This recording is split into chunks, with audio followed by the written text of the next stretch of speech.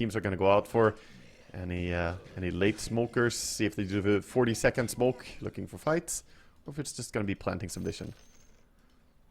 I have been corrected as well. I do want to just go back on what I said. Apparently, he played the Doom twice yesterday. So, it says, don't mind me. I'll do all my research, it's okay. I saw in their lineup they had a Tiny. I thought they put but they also had a Darkseer too, so, you know. And then also the second game, I didn't see an Enigma, Doom, Shadowfin trio. But it's alright, you know. So he's played it. He played twice yesterday. There you go. Yeah, well, it's a big, strong hero at least. That you can expect him to have a pretty good time against the Darkseer, as I mentioned. The Iron Shell creep being consumed is going to be tricky to deal with. He didn't go for the Glutton, though. He still went for the Devil's Bargain, interestingly. Because otherwise he could have gone the Glutton and have the charges to devour more of the Iron Shell creeps. He wants to have that reduced cost on selling items. Just what I needed. Such an interesting mechanic. It's very cool. I really like it, honestly. Yeah, they did nerf the buyback even more, though. It used to be 15%, now it's 20% increased buyback cost. So the buyback in late game on a carry Doom with Devil's Bargain is pretty damn costly. They do get 3 runes for themselves, so Aurora off to a good start in terms of gold. I feed you to my fiends. Alright, let's see.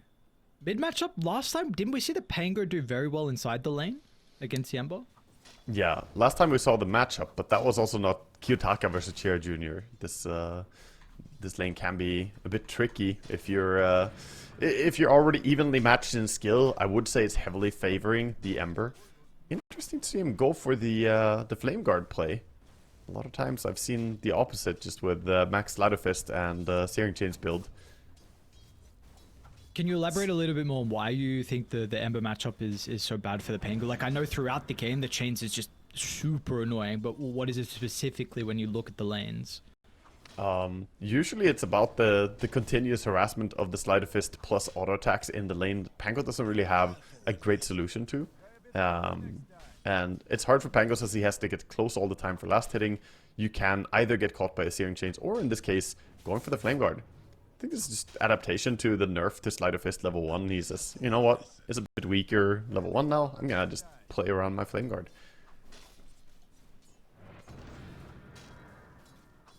Well, top lane, we got some pulling shenanigans. Might be a kill, actually. Triple S is... Yeah, okay, he's just... he's gonna stay in the lane. I mean, I guess knows he's gonna die. Still only level 1, unfortunately, so maybe hoping he was able to get enough experience to get that bonus health back thanks to the innate ability. That is not the case. Yeah, that was a rough situation for him. The Infernal Blade level 1 does hurt a lot. Of course, the Night Stalker not really able to impact the lane too much this early on. Warlock, of course, such a tough hero to deal with. Really a menace in laning stage. And Doom not even going for a point in the Devour. Instead, spamming out the Scorched Earth and Infernal Blade, dealing whatever damage he can.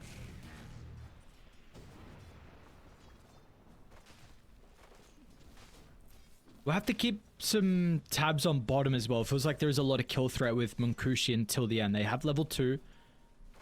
His goddamn Impalement Arts does a stupid amount of damage. It may come down to like Mirror if he can use the Banishment. And there we go. There's the Banish to avoid the tame. I'm kind of surprised they use it on Toronto Tokyo instead of trying to bring the Shadow Demon's health low. Yeah.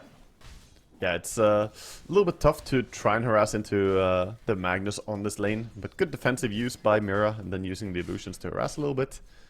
Overall, the CSing down bottom should be pretty easy for the Magnus. Wraith King perhaps a little bit weaker in the very early laning stage, but once he gets the skeletons going a bit, he'll find farm for himself.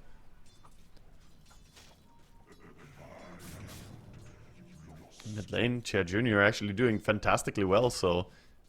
Perhaps, you know, Pango has swung around a little bit, and it's old news that Pango struggles against Ember. Even though this was, again, an Ember pick into the Pango, Pango is leading the way, 17-6 against 15-0. No deny for Kiyotaka. Yeah, not bad at all. Is still a pretty difficult Pango game, like with everything you're going up against. So a lot of it is probably going to be off the back of the snowball from Chiro Jr. Like, do you have supports to be able to secure power runes? How early is the diffuser blade are you able to get to assist the side lanes as well? Yeah. We're going to see Darkseer trying to run over and perhaps get an Iron Shell going over on your Night Stalker. Right now just farming the small camp together. And there it is, the double Iron Shell. This can hurt a lot for Doom. Does get TP in from Warlock, but difficult for him to help him. Ooh, do they feel like they can turn it back around, Triple S? It's a lot of damage. There's a big fatal bond from Panto. He had the TP backing. I think he was starting to walk to mid to try and get the water rune away from Chiro Jr. But of course, as soon as you see your carry getting dived, you need to stick in the lane. Yeah, making sure to keep him healthy and happy. Very interesting to see how the lane has evolved now. They're kind of trying to pull the creeps back, pull around. Darkseer is spotted by a dire ward, so Warlock knows that he's nearby. This Warlock, he's just adding himself as an extra creep here to the creep wave that they're pulling, and he hurts a lot, these auto attacks. No chains? They're going to be able to get the kill? Wait. Kiyotaka now? Oh, okay, but it's this so was close. super ambitious. Leveled it up at the last second. Chiro Jr. not actually going to be able to bring down with the Ember as well. Was enough with 2 points up at the Shadow Ward. Meanwhile, down bottom, we finally got a kill on this lane, what I was expecting to be much more brawl heavy. Yeah, saw tons of damage coming in from the Wraith King. Again, they're trying to do a disruption into Skewer, but not gonna get it. They can protect each other here on the Radiant Heroes. As daytime comes in, Night Stalker not gonna be as quick anymore, but he still gets the creep wave pull. This is a double range creep wave. Oh no, not into the tower. Oh, he's gonna lose the creep wave now. I thought he was gonna be able to hold this creep wave for a while behind the tower, but pulling it through the tower, this kills off the creep wave, and basically there's, you know, this wastes the entire pull. Sure, you farm the creeps, but the reason you do this is try and hold the creep wave behind your tier 1, tier 2. And now lane is again pushing. He just got scared for his Darkseer. He walked in to try and help him the moment Doom went on the Darkseer, but I don't think he needed to panic there. What is the Night Stalker going to be thinking about now with it turning to daytime and not really being able to play this lane? I think their game plan is Darkseer has level 2 Iron Shell. He's going to start jungling a lot, and Night Stalker will be the one to just leech the experience on the lane. So he'll get whatever he can up here. He does have his boots at least. But this is mainly just watching Nightfall free farm. So it's a very passive off lane. It's been pretty hard shut down by this Doom safe lane without even relying on the Devour. It's just Doom doing a lot of damage with Scorched Earth and Infernal Blade. Pretty much won the lane. Bottom lane, we do get the skewer under the tier 2 tower, but Chiro Jr. is already in a position to capitalize on the solo Toronto Tokyo, because Mira, it looks like he's trying to connect along with Kiyotaka to invade and get the Wisdom Room away, and they may even be able to get a kill onto Triple S as well with the Banishment. As soon as the Surge is used, they're going to hold him down. He'll look to TP out. It's not about TP. Ooh. Wow. Wow, it died in base. Yeah, he died after he arrived in base. That is so tough. Just barely dying. The poison damage from the ST stacking up there. That is rough. That means when he respawns, no TP for him. He also doesn't have boots, so he has to search his way out to the lane. At least, though, on bottom lane, they did get the tower on the back of that rotation from Pango, paired up with the skeleton push from Wraith King. So, super nice thing to take down the enemy safe lane tower this early, or off lane tower this early. They're trying to do the same thing, Aurora up top. They don't quite have the same pushing power, but if nobody's here at all defending, then the tower does kind of drop. Look, what, 3 heroes, dude. Just running over. Kiyotaka almost able to yoink it. Or in time it with the slight. Should be able to get the kill into Sweden Strong, however. Till the end, might be rent down as well. Doom's online from Nightfall, and the tick damage. It'll be good for one. A second is also there, so both the supports have to expend their life just to be able to get the Arcane Rune for Chiro Jr. Yeah, that's a big bloodbath happening in the river there, and very nice searing chains by the Ember, hitting both the supports at once. And now Golem dropped, actually committing, trying to get the Darkseer. Is this a kill? He has Surge in 1 second. Gonna be fine. Ooh. Doom opted out of having the Ensnare, by the way. He had it earlier, but now back to Cloak Aura. I don't know if that was a conscious decision, that he wanted to have Magic Rest over the Ensnare. I thought the Ensnare would be really useful against the Surge. Yeah. It could have been a A lot of misplay as well. heroes. Yeah. Surge, Night Stalker, Pango. It's so frustrating when you play the Doom and then you accidentally devour a creep you don't want, and then you can't find the creep that you had before. Yeah, it could be intentional though, because the mana cost of throwing out the little Ensnare as well as using all his other abilities is kind of wearing on his mana pool. He's trying to preserve some mana for the ulti when it comes back. Anyway, it's going to be a Midas Doom. Unsurprising. Carry Doom going Midas. We'll see if it's going to tick into the Radiance build later as well, or what the item progression is going to look like for Nightfall. Pango with the roll. Feels like he has to use it to get the kill into the Warlock. It does mean, though, more of their attention put onto Panto, so Mira is able to TP out. Yeah. Panto dies, but he did bring down the tower first, so died for a tier 1. Meanwhile, his carry went back and farmed jungle. It's not the worst thing ever. Pango ulti on cooldown as well. Power rune about to spawn. This time we don't see a ton of supports around the mid, so just the two mid players kind of checking. Ringmaster is there to help out a bit, but a little haste rune for Pango. Diffusal too, coming out on the car.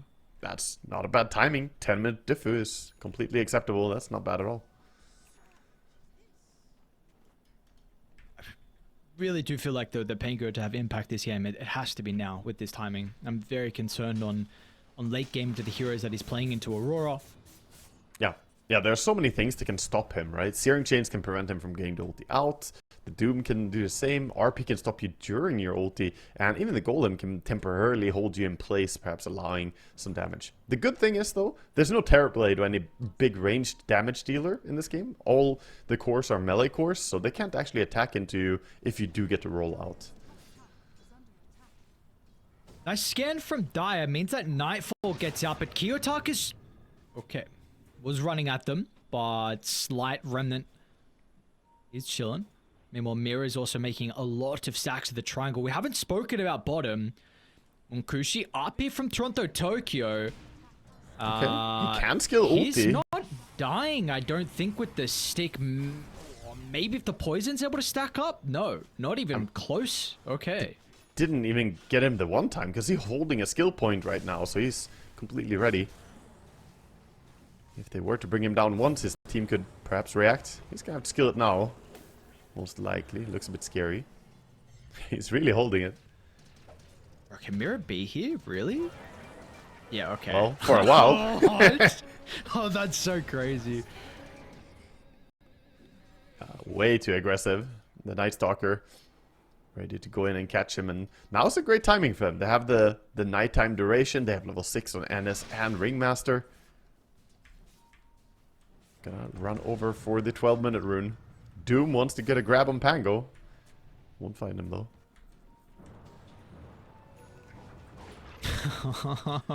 Panther doing a great job finding these D wards, by the way. First at top, when the Ember came around and they tried to go on him, that tipped him off about one ward. And now that Doom started running at Pango and Pango just turned the other way, immediately Panto just realizes, okay, there's a ward on the mid. D wards that too. So the vision advantage is coming in for Dire. Oh, are they going to get this stack, really? Wait, they must know, right? They have an observer ward. How did they get here without them seeing? Oh, yeah, they see Choju. Yeah, they see him now. D-ward on the observer, but they should probably move over and defend their stacks right now. Iron Shell is in. The stack is dying. They're a bit late. Night Stalker is ready to protect it as well. Great positioning. Sweet and Strong putting himself over the left side. The only way they would be able to enter up. It's a pretty decent Fatal Bonzo, which does have to make them think twice about if this is the fight they want to take. They're going to be good to get up Mirror. And still Aurora aren't bringing everyone. I mean, Nightfall has TP, but he's starting to walk instead of teleporting instantly.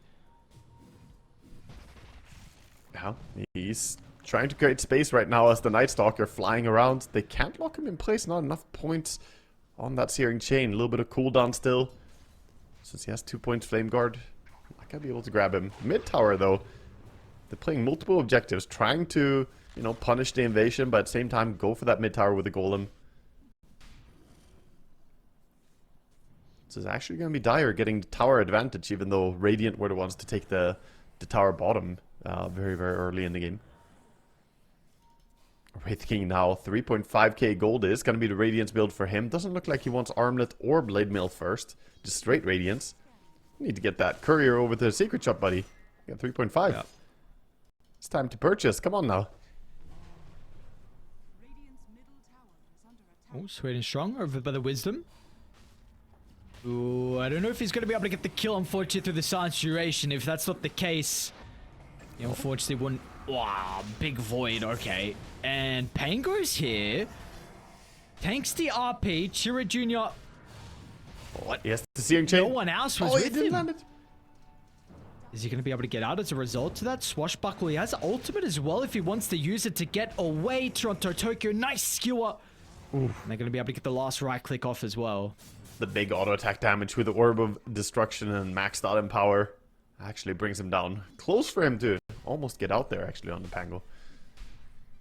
So good punishment for them. They also were able to secure themselves the rune, right?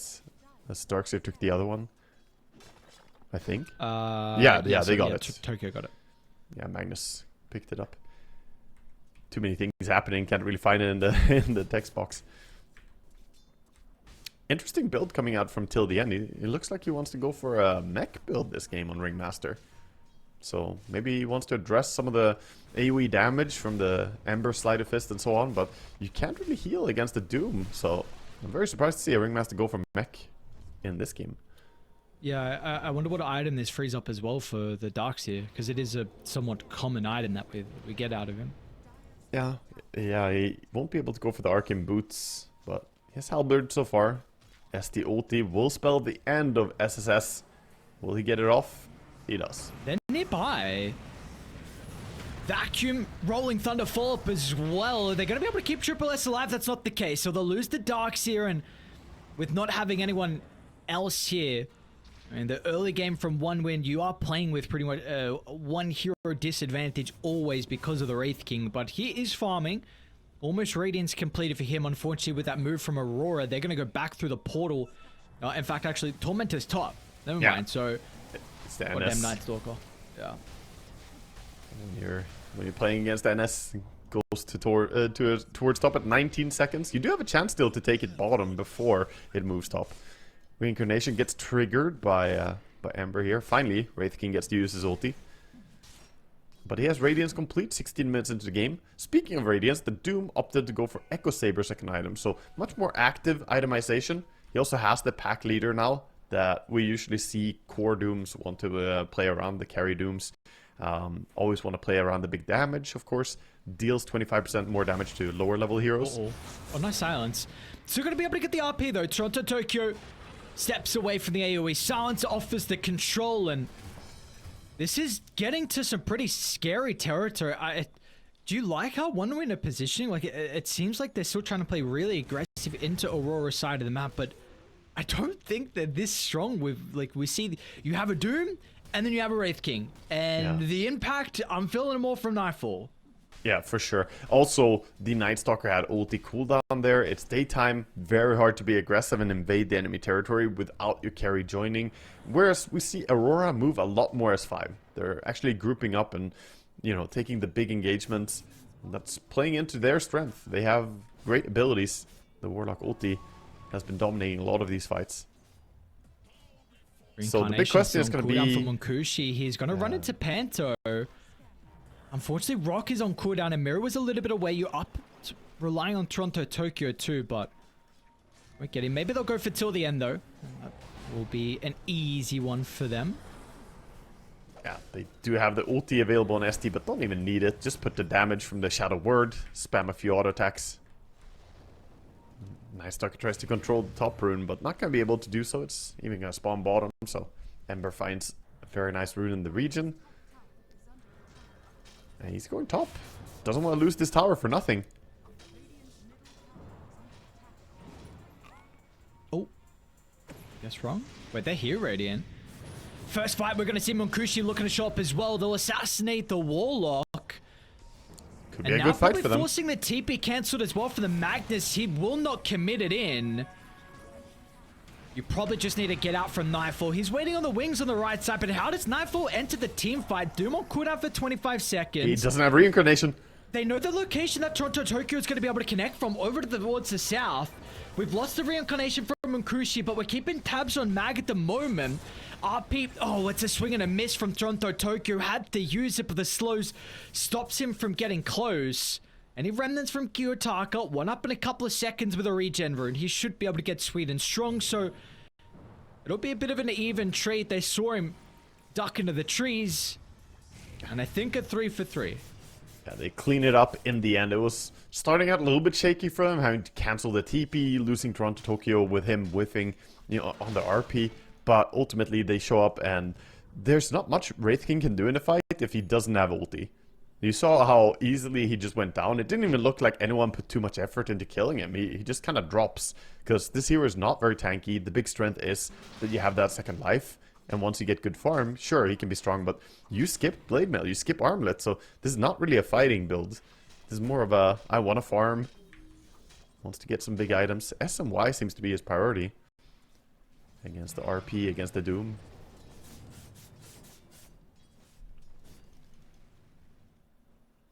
Okay.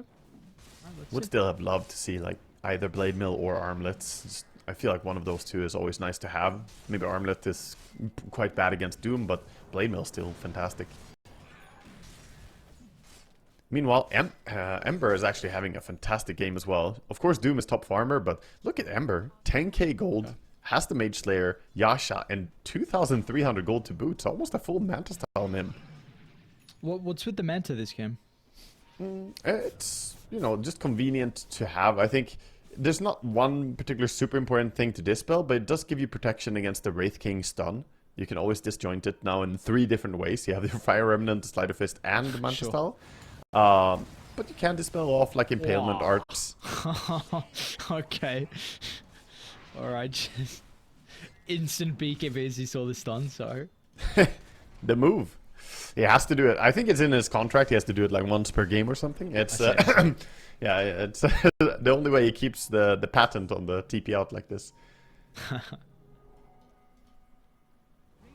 I guess also with the Manta, your farm would be through the roof with Empower given over to you constantly. Like this is, keep in mind, I mean, Agi hero with a lot of attack speed that you're going to get from the Manta style. The stats would feel quite nice, I imagine, as well. Yeah. Yeah, Manta is one of those weird items that sometimes just works better on a hero than you might expect, Like, it doesn't seem standard on an Ember, but it can still be very strong. Not going to help him too much against this, but he has a haste. Yeah, not going to happen. Haste rune saves the day. But there you also see the weakness of the Manta. It does not solve the end silence for you.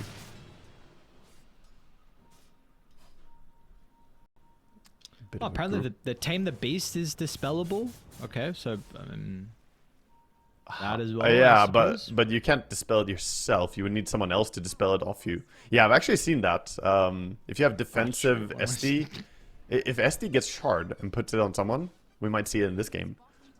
Then you're basically like immune to the Tame the Beast. It mini stuns you, but then you get dispelled immediately.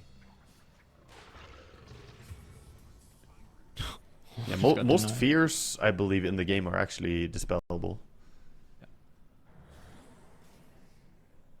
Okay. 6,000 net worth lead. Still, we've got to keep in mind it is a Doom and a Magnus lineup, so the probability is not that much in Aurora's favor. We'll see what they want to do objective-wise, though. It seems there is a kind of group up from them around the top pit, so they are going to be eyeing off Roshan. They're hesitant, though. It's a bit scary into a Darkseer and Pango. You can easily get caught, and it's also nighttime, so Nightstalker with that Blink Dagger and his Great Vision could possibly find himself jumping the backliners. That's why we see the supports going for Force Staff as well. We already have it on Shadow Demon. Looks like Warlock went for Solar Crest first, buffing up the Doom or his Golem. Always a good play.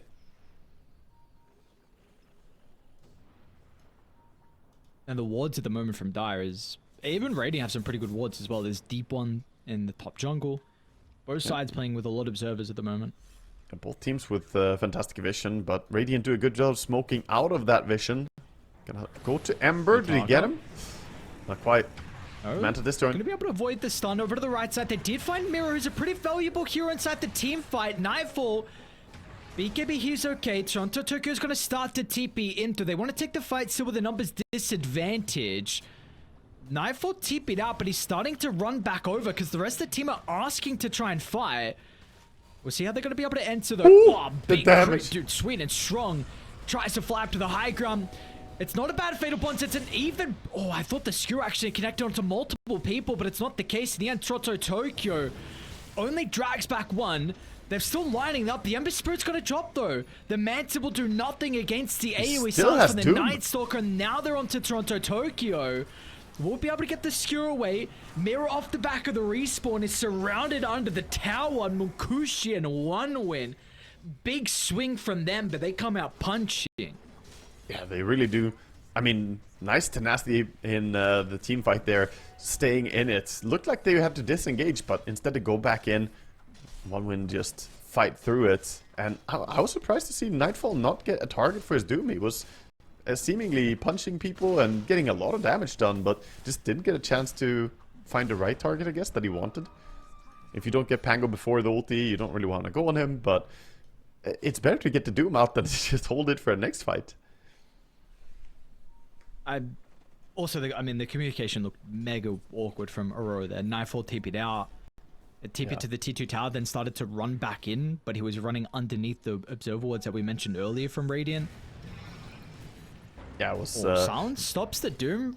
It's so much damage, though. The extra region, not gonna help you out there. Just burning down. And Doom has queued up the Harpoon now. After what we saw in the previous fight, with him struggling to lock on to the right target. He wants some way to catch people. Not gonna go Blink, but Harpoon instead to try and pull people back in. They're already stacking up Roche as he's traveling down towards bottom. Mira says, I'm gonna prepare for this. Get him 5 stacked before he reaches his home. Don't let him throw people. Okay. It's a pretty fast Roche. Pango is nearby, but his team a little bit far. Darkseer nowhere to be seen.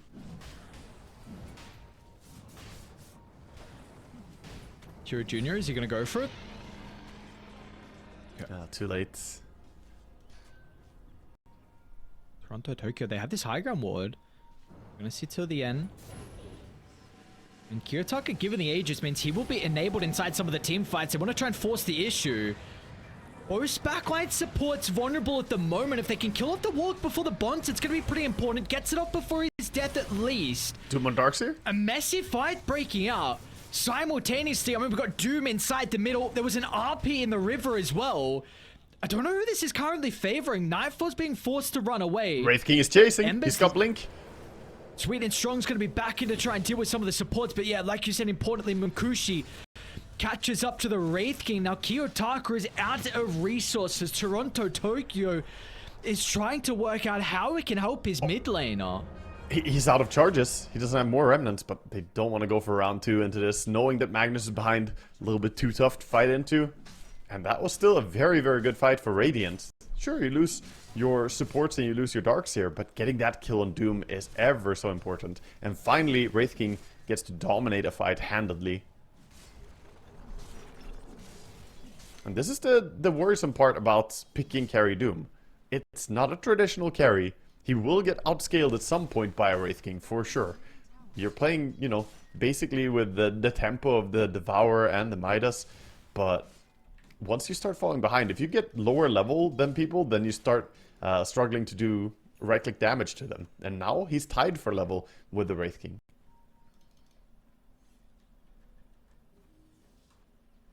Loses that 25% bonus. And that's basically what you're playing around when you play carry Doom. You want to be ahead so you get 25% extra damage, and then you crit with Alpha Wolf.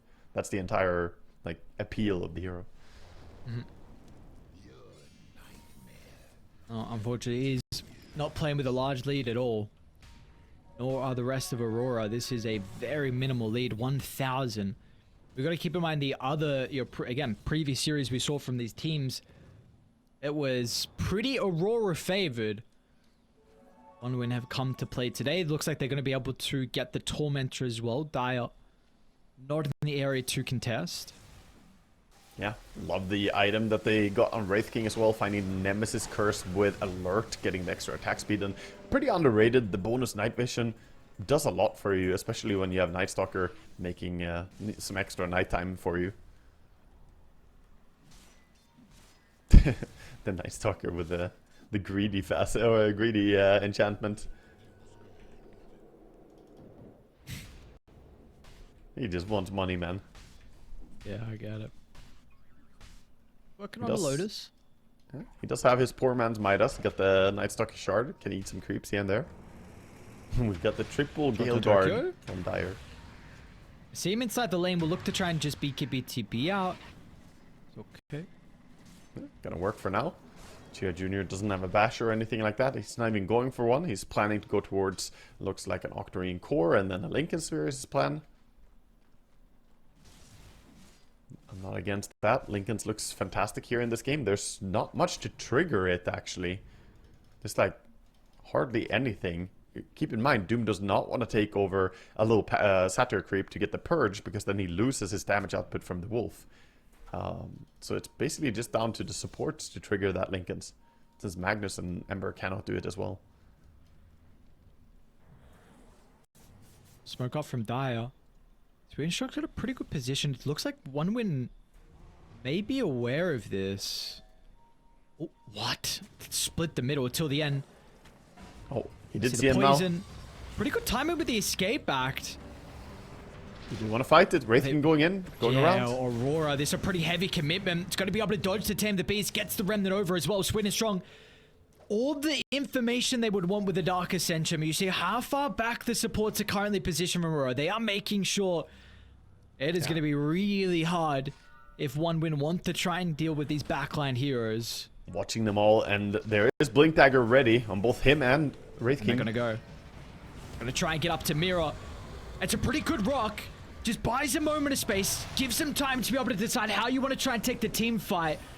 Kiyotaka looking to try and move towards Munkushi. There's a Doom down to the south as well, as Nightfall was able to deal with till the end. RP as well. Panko is gone, and Munkushi, he struggled to find a way to enter the team fight. Kiyotaka's Ember is making so much chaos in the middle. This goddamn hero, they are lacking some ways to deal with him, and a big reason why they're able to get a 3-for-0 exchange. They tried to burst the supports first there with a vision from Night Stalker going onto the SD, but with Force Staff on him, Ghost Scepter as well, and the Gale Guard, a lot of defensive tools, along with the help coming in from Panto with ulti, you know, dropping the Golem onto them, slowing down some of that impact. It turned out to be a little bit too difficult for them to burst the supports. I really think they need Nullifier before they can play like this, just beelining the supports. And Wraith King might need to turn his attention to some of the bigger heroes, you know, try and go either mess with Ember or go on the Magnus.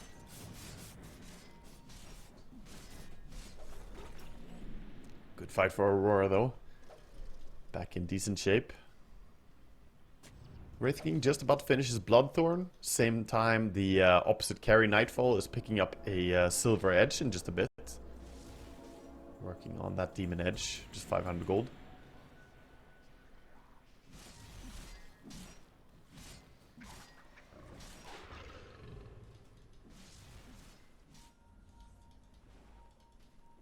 We have yet to see Toronto really shine the way we have seen him before in his Magnus, picking off and pulling people back, but he does have the Aghanim Scepter for him now. You can start looking for some horn tosses. It's like you mentioned, right, with the Night Stalker, just makes it so difficult. Yep. Yeah, definitely. The vision disadvantage. It's not even just that you don't see your opponent, they see you all the time. So there's going to be a lot of informed decisions coming out positioning-wise.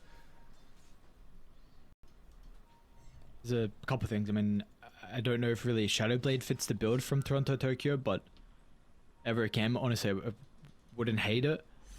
Yeah, but also I'm looking at a gem as well. I think this is an item that needs to be considered pretty early on. Swinging a miss here from One Win. Yeah, getting some D-Ward would be important. I think Radiant are the ones who probably might want a gem now against the Silver Edge Doom as well. Till the end is going to run into him. Doesn't realize the smoke broke. Man. He dies in 3 hits. That's why people play carry Doom. The innate and the crits, it's just tremendous damage.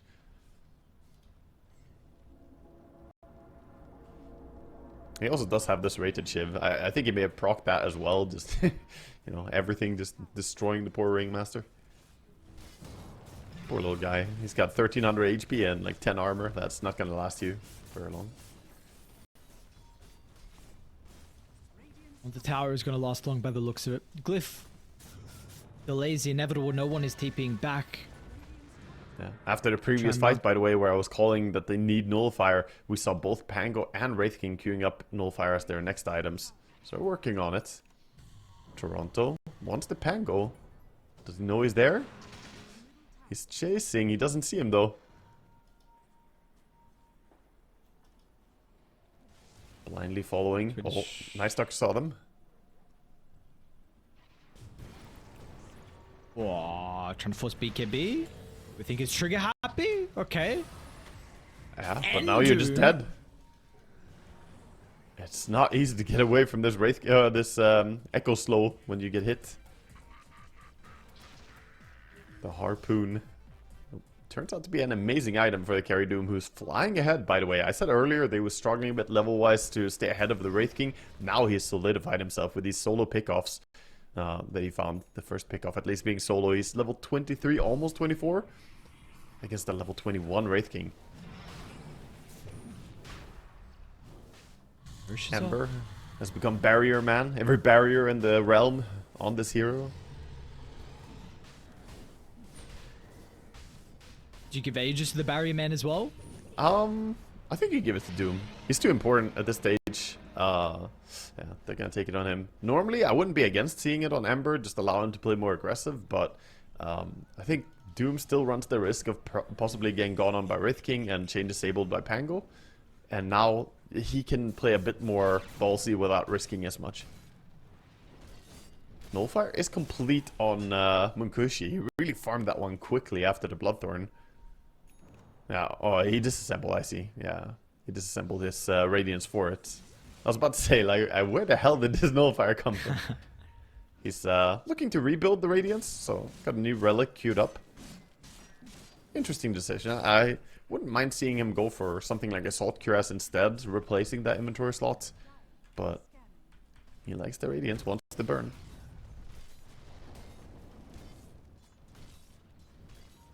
At least now with the Nullifier, if he ever does get to jump to supports again, they will struggle to survive. Your Gale Guard, your Force Staff, your Ghost Scepter worked well last time. None of them are going to work this time. This time's looking like a high ground defense.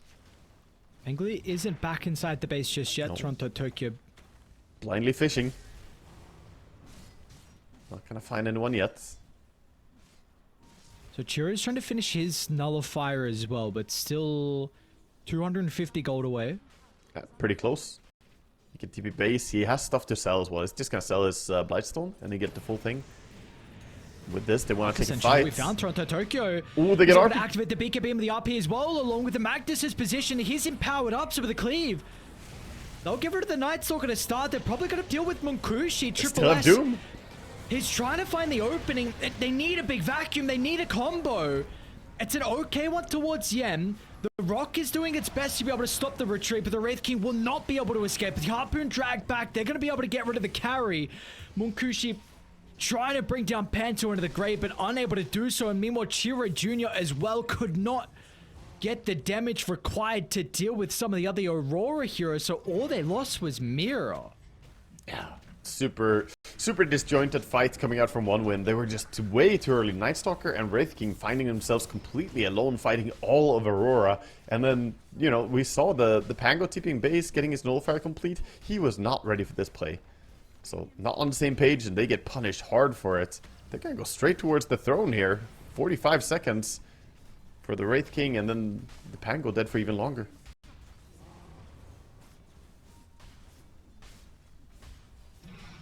One of the reincarnation. I mean, they can buy back, and they might have to. It's dropping right now. It's very close. They're trying to buy time, but this is just an offlaner and supports. Yeah, what are they going to be able to do? I mean, Swedish Strong Swan, he's got a buyback, I guess, or waste a couple of seconds with them hitting him. Let's see if the throne health is going to be enough. Skew up Munkushi again. No reincarnation, and he's just gone. Doesn't even get to right click at all. It's just running down the Warlock, but on his dying spirit, no value. Panto's going to tip him. And Aurora looks like they're going to be able to take game one unless Chiro Jr. has something else to say about it. Comes crashing into the middle. A quick U-turn as well. It's a decent amount of damage, but it is just far little too late. They do not have enough. Ultra kill for Nightfall with the Doom. And the RP. Finish it up. Success in it yesterday. They're going to give him a rampage, and they will see the success from the Doom in this game as well. Wow. What a play. Nightfall ends the game 17-1-8, but also Kiyotaka on that Ember really popping off. Having a puzzle really runs the draft together in a nice way. Let's see how Toronto Tokyo plays on it though, because this is the big question with him transitioning to the offlane. What is the hero pool going to look like for him? I've been very impressed with his performances so far.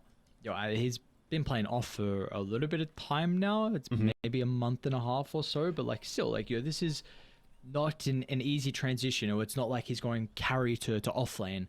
Maybe it helps a little bit with previously being played 5, but yeah. I wouldn't say it's overly that much. Yeah, I mean, I imagine he got a few mid-dazzle games in during his stint as a mid player as well. So it's probably gonna help him a bit. But obviously, having played a lot of core before, he should have experience to just deal with this. The most important thing is just that he gets off to a good start, gets his farm going. Dazzle was nerfed quite a bit recently. Doesn't really have the same level of safety. Trying to defend their own bounty by the looks of it. One win. There is in a bit of an awkward position on the low ground. Will actually start to run towards till the end. It is a bit of a difficult fight into the blinding light, but you're continuing to go. Oh no, they lost the poison here. It's not going to matter. Toronto Tokyo gets first blood. He will die in the end. Mirror as well is in a little bit of trouble. Random tree comes flying from the other side, but that won't help with killing Mirror. Panto just ran into them. Okay. It's just going to TP down bottom as well. Panto will be fine. It's pretty low HP arriving to the lane though. But at least he is on the lane. Sanking for now. Quite alone. See if Coddle sticks around to make a little attempt top. He has not chosen to TP yet, so wants to try and go on the Dazzle. Toronto Tokyo, he realizes this though. He hasn't seen the Coddle in bottom lane yet, so he knows to play careful. So they'll see Sweden Strong now. Is he trying to D-ward? What's he up to? I think Sweden Strong may have seen him go in and put that sentry ward. Mira walking into a tree line and then coming out with only 1 sentry instead of 2.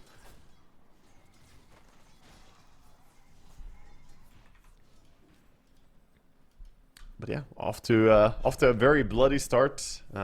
Overall, the mid lane Storm doing quite well so far, as we expected.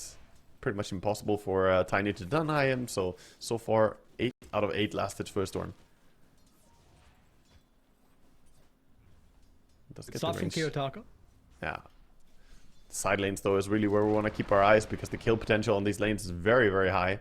Both on bottom and top.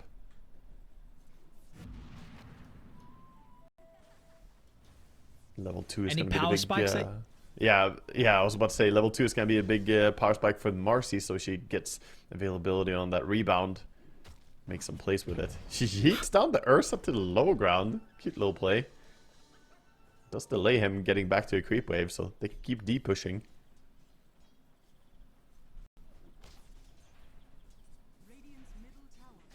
So funny to see, just chucked away. Poor Mugushi berries.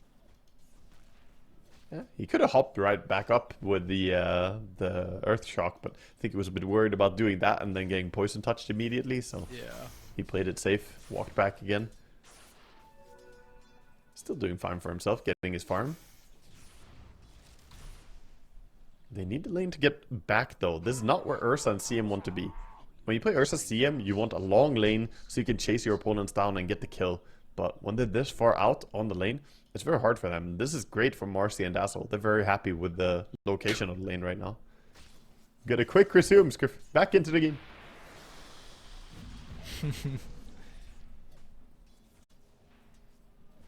Nightfall wanted in, bro. He said, "G, no response instantly." Is a question mark? Yeah. This guy's amped up. He's ready to go. Just wants to play. Wants to get it underway. So far, we haven't spoken too much about the bottom lane as well, but the TB is finding his farm down here. 9 denies as well, so Sand King on 9 and 1. Struggling a lot due to the sentry control from Panto taking over the lane.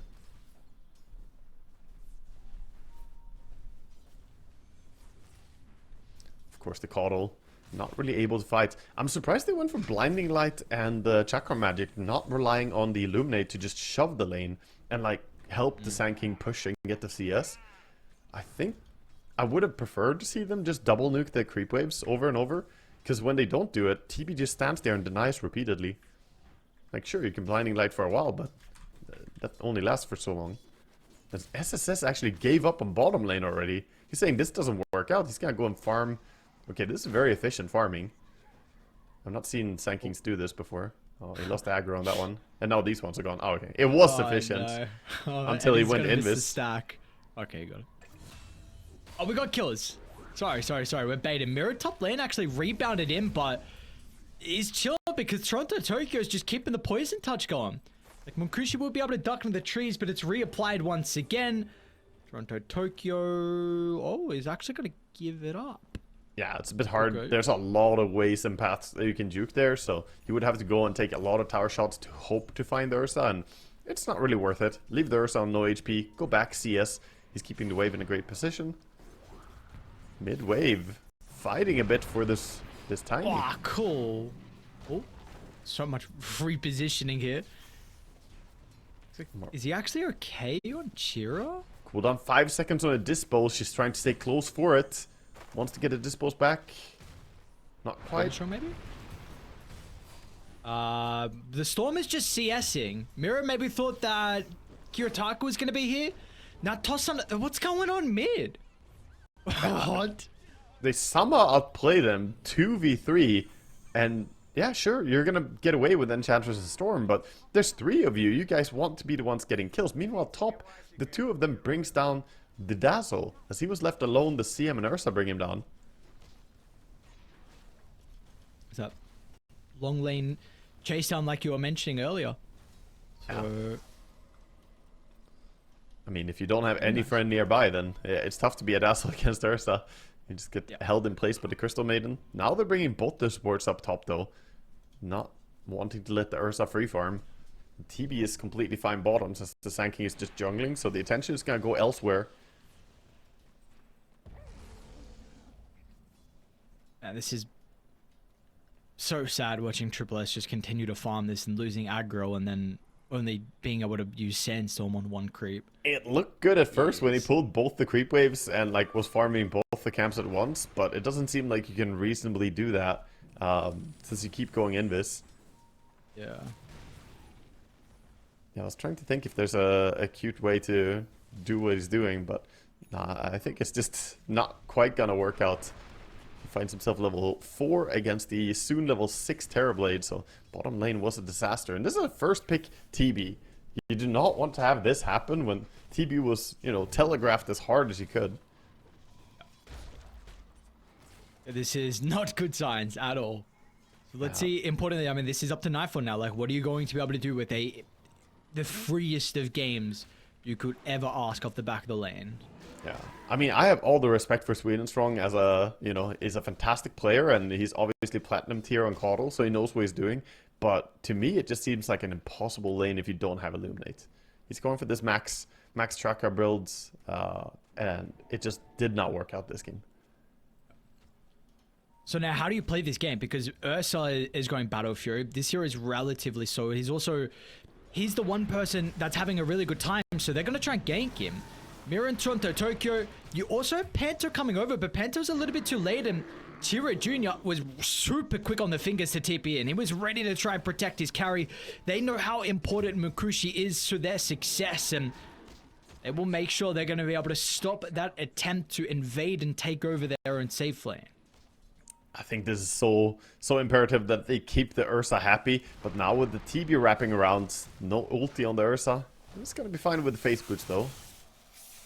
So you could play with the spell casting from Dire. It's not enough. Kiyotaka actually feels like he has the damage. He's committed though. Kiyotaka. Ooh. It's just a CM. Oh, Panto. So, Okay, whoa. yeah, he thought that he had a good read on the situation. Kiyotaka wanted to get the kill on CM, knew that Tiny had cooldown, but there comes the surprise factor, a 4-second cooldown reduction from Chakra Magic. Suddenly you're getting avalanched. You know, he was calculating the stun cooldown, but suddenly it gets changed from the Kodo impact. One more. Ooh, what a good stun. The Centaur Conqueror saves his life. Whoa. He was in. What the heck? Kiyotaka. Oh, the first bite. Okay, he has much more mana than I was expecting. I thought he was going to zip in and then only have like 200 mana left or something, but he's okay. He's okay. Yeah, that was a little bit rough entrance to the lane. He's going to be fine though. Chia Jr. found some time to hit the tower as we see Dazzle do what Dazzles do really well, clearing Ancients. With the Poison Bloom, of course, propagating that poison between different targets.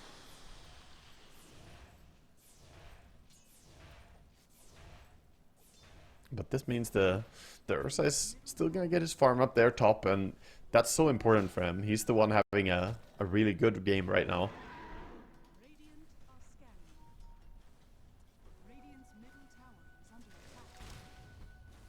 And Sanking, for all the struggles of jungling, he is keeping up with the Dazzle pretty much evenly. Both at 3.4k gold right now. Yeah, it's looking good. Max out Sandstorm makes it a little bit easier now with the radius. He can farm that corner. Yeah, it's big enough that you can actually position yourself for both the creep camps. They are setting up for him to defend the tower, though. You see Pantosi and Mirror. So he thinks he's going to be safe under the cover of the Sandstorm, but that's not the case when both supports are ready. So he's going to try and take... Oh, well done. With the Vanguard, he was actually more survivable, and you had the Chainmail as well, I believe, at that stage. Yeah, the Vanguard blocked a lot of the damage coming in. Not bad to have against the TB, those extra hits from the illusions. Don't really deal enough damage to go through the Vanguard in any significant way. And with the call, they recall him to the lane, so quickly back to the lane and farming. Like nothing ever happened. And now Coddle TP's in towards mid. This is the funny part about this facet. Not only being able to recall people to you, but also being able to join others. Very, very mobile. Gonna bring Sanking mid, looks like. Or he's hopping down bottom again. Yeah.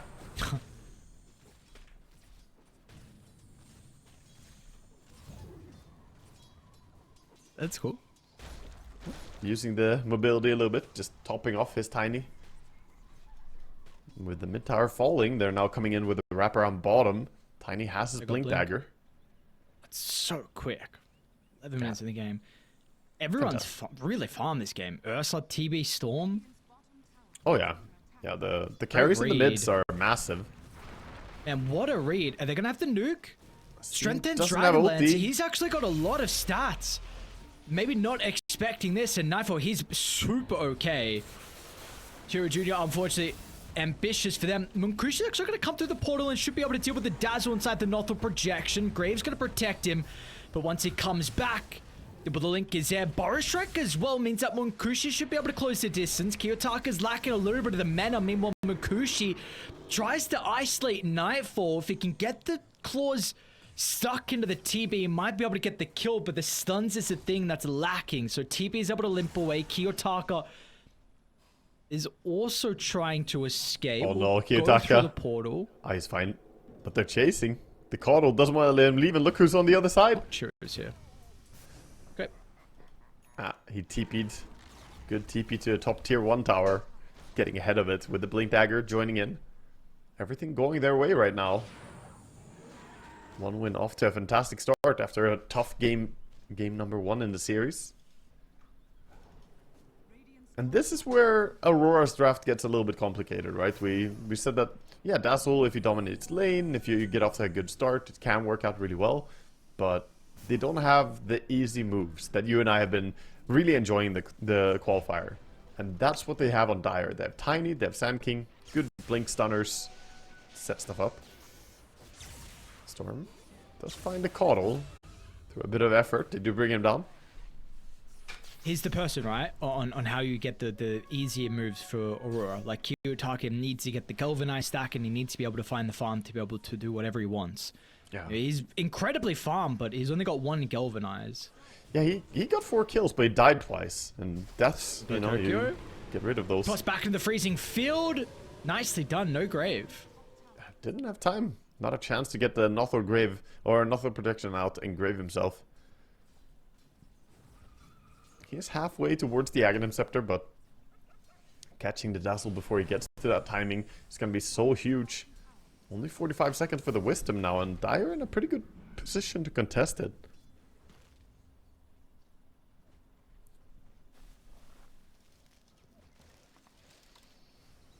Yeah, moving over. Eyeing up that top tier 1 tower. If they remove that, much easier to take the Wisdom. So Triple S not completing the halberd yet. Going for the Blink Dagger. He knows that he wants that as soon as possible to be able to jump the backliners, jump the Dazzle. Or are they going to stick around, or are they just going to... No, they're going to give up the Wisdom Rune. Going for the Power Rune instead.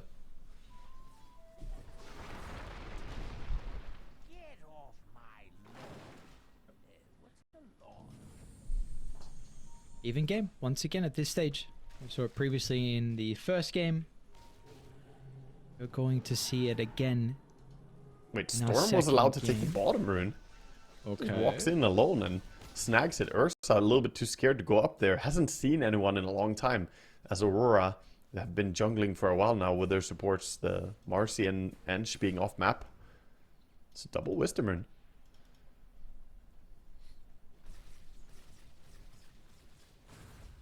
Spoke up there from one win. Yeah, they know Storm should be farming somewhere around the area. We'll see if he can sense it. That's a good defensive scan right there. He knows they're coming. Just TP out. He didn't. Is he up on the... Ooh, yeah, he was on the high ground. He was on the high ground, but that was a dangerous TP. He didn't even start ball lightning in before TPing out. Have you seen the Tiny's build? What is Tiny up to? Oh yeah, Force Staff. Force. Into Octarine. Yeah, this is a real spellcaster build, so he's not looking to do anything but just nuke and spellcast, which is very interesting. Normally we see Force Staff against like Beastmasters. This game it's more an aggressive force to try and have the speed to catch people. I'm not sure that I like this build because it falls off a little bit more when it comes to scaling. It can be dangerous as the game progresses that you end up not doing enough damage. If you have Blink, Force, Octarine, and the enemy has like BKBs and stuff, you start feeling a bit weird. Wait. This Kodo shard seems crazy. What the hell? I just saw... He recalled mid and then apparently Tiny was just there as well? What is this? 2 charges? Okay. Yeah, you get 2 charges. So he can recall himself to somewhere else and then call someone to himself right after doing it. That way bringing someone along to what hero he jumps to. Interesting. Yeah, it gives you quite a bit of interesting plays. Pento, I've been a little bit of trouble with being next to the creeps. Extra caustic damage. Nice job with the bar to try and chaos. Honestly, have not seen enough Coddle players this patch to really, say that I've explored all the things you can do with this, but it does give you some crazy possibilities. Like suddenly you can just recall 2 people behind the enemy lines and have them gank someone. Speaking of gank, bottom lane, the Blink Ursa was put to use against this Marcy together with the CM. And Ursa is looking like the man of the hour, the big boy in this game, ahead of even the Terrorblade, having a pretty fantastic game. Not a bad Ursa game indeed. They don't have any great hero against him. There's no like Shadow Demon or something to easily take care of him. They can dispel the overpower charges with enchant, but if she's in range to enchant, she's in range to get killed. It's the way that goes. Halberd finally gone back for by Triple S, so he has that disarm available. And Radiant kind of just playing cat and mouse, and they're definitely the mouse in this dynamic.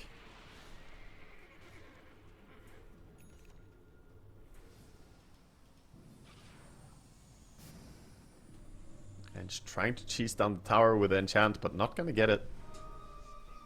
Actually on the hunt. The Force Staff coming into play here. Okay. Apendo. It's gonna be 4 heroes top after the. Okay, what the Oh, that recall what? was. He recalled himself in on one of the heroes. Okay, a bit confusing. He's definitely confusing ourselves and others as well, possibly. Goes bottom now. Kiyotaka. Oh, it's Tiny's tough. here. Maybe with Chira Jr.? Ooh, Yo, close. what's going on? What the hell? I don't know. Okay. Storm Some is- crazy stuff. Storm is out, but he's also out of mana. It's very hard to play against this Caudal, randomly just showing up with a bunch of heroes in places you don't expect. It can be really discombobulating for the core players.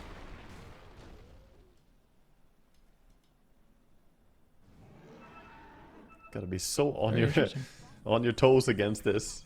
And we see it now. Radiant are starting to tighten up there a little bit. They're like, I don't know. Suddenly you get jumped by Ursa Tiny out of nowhere when you just saw them top 2 seconds ago. Anything can happen. At least now if there's a fight in one area, you know, there's no pickoffs going on. We got a 5v5 by the looks of it brewing. Nightfall's going to give them the information with them inside the pit, but let's zip into the middle.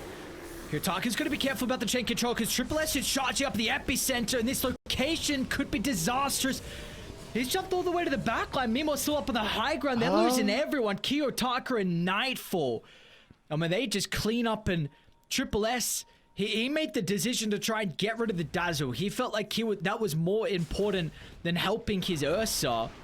Not They're done a yet. little bit Fighting a bit more. hesitant to maybe go back in. Kiyotaka, Soul Ring activated, enough mana to be able to catch up. The Hellbent will mitigate some of the damage, but it's not going to be enough in the end as Aurora trying to go for the team wipe under the tier 1 tower. They should have the resources and the numbers to be able to chase down Triple S. Bow Strike still lacking the mana, so won't make it up. Double for Nightfall. I do think Triple S kind of messed up that fight. They were so clumped on the ramp. Literally all of them just hugging each other. Sure, Dazzle is a great target, but if he jumped in there, get the epicenter on all 3 of them, disarm one of them, I think he could turn that fight around. In the end, he got the kill, but was it worth it? Sacrificing your entire team? I think he kind of left him hanging there. It looked like it was going to be beautiful, the epicenter. It gives what was about just under 4,000 net worth lead for 1 win. Yeah, Mira It's actually heavily favoring Aurora, and Mira brings the edge forward, but not close enough to get the stun onto the Caudal. Scan on Toronto Tokyo goes red. They are starting to smoke down as 2. Chirajun is already here as well, but does blink through the creep, so they're still going to be able to cut him off. They'll need some TPs. Going to activate the Grave beforehand. Avalanche, he doesn't get it off. Again, a little bit too late with the Grave, Toronto Tokyo, and now Pandra's like, oh, why am I here? No one else is coming. What's the point of me being here? It's so difficult against Tiny to get Grave out. It's similar to you and I were casting a game where you had Weaver against Tiny, and the Avalanche is just frustrating. It holds you in place for quite a while. The duration and the stun coming in. Now finally Ursa is going to get to do what he wants, get that Roche. And Ursa, by the way, already has Basher and working his way towards a BKB. With this Aegis in hand as well, he's going to be quite happy. Not to say that Radiant are doing too poorly themselves. The TB is actually ahead of him by 1,500 gold. Has the Shard, has the Manta, has the Hurricane Pike, and working towards a Butterfly next. Butterfly definitely counters out the Ursa a lot, but there's still plenty of magic damage to go through as well. Is this like as soon as you see the Butterfly for Nightfall, do we feel like the MKB is something that can be fit in the build for Mankushi? It's a bit tricky. I mean, he will probably end up buying it, but you kind of want Nullifier, you want, you know, quite a few items. Ursa's one of those heroes who doesn't really enjoy buying a MKB, but he might have to in this game. But there will be a time when he doesn't have it and Butterfly is up because he's finishing his BKB first, and that will give Terrorblade time to get the Butterfly.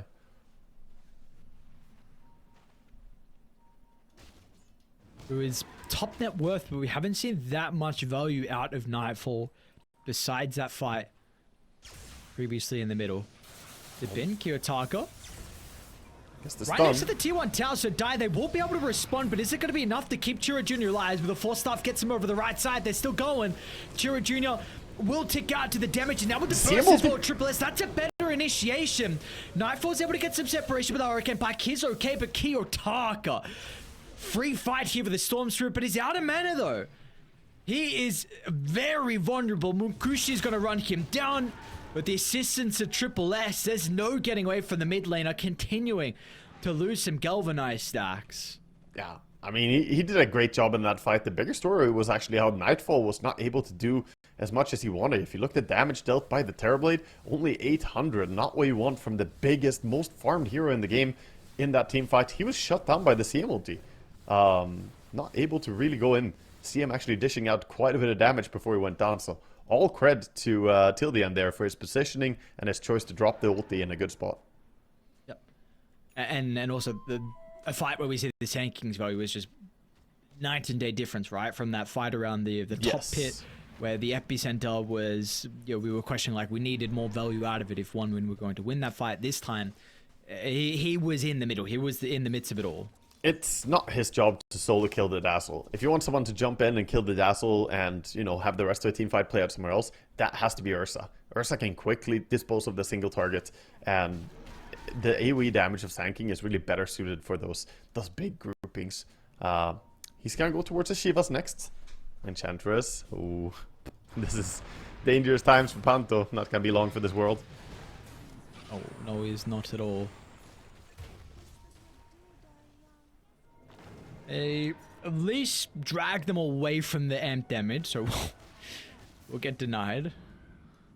Yeah, but this means bottom tower is going to be sieged, and no sign of Radiant wanting to defend this into the ages, especially with one hero dead. I would like to see Toronto Tokyo possibly going for a shard pretty early, by the way. He went Glimmer Cape, no Blink Dagger yet. And no shard, of course. Against the Avalanche would be really nice for him to be able to get the projection out so he can grave himself. What would you say, like, is the cookie cutter build that we get on the Dazzle? I would have to imagine he has quite a versatile item build, but if you would say, like, in the average amount of games, what would be kind of the items? First we have a jump. The Sand King gets jumped by Storm. Do they have detection on him? Yeah, he's actually out. Okay, looks like he's fine. A quick answer to that is the straight build that every Dazzle player wants to do is always the same. Aghanims, Blink, Octarine. That is what every core Dazzle wants to do at high level nowadays because it farms insanely fast, gives you kill potential. Hirotaka? Hirotaka! It's Ursa with the heroes they've got with him starting to heavily be enabled, and I mean, it's just stuff. Getting difficult. The stunts.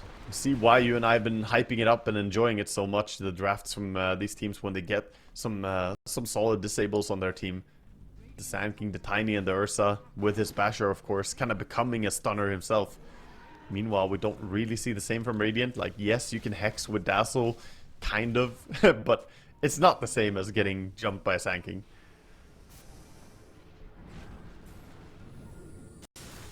Panto.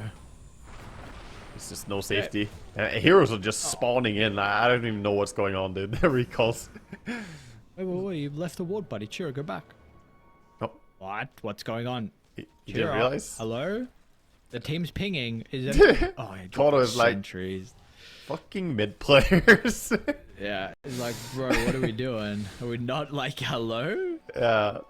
He did a little dance around the ward as well. He's like, guys, it's literally right here.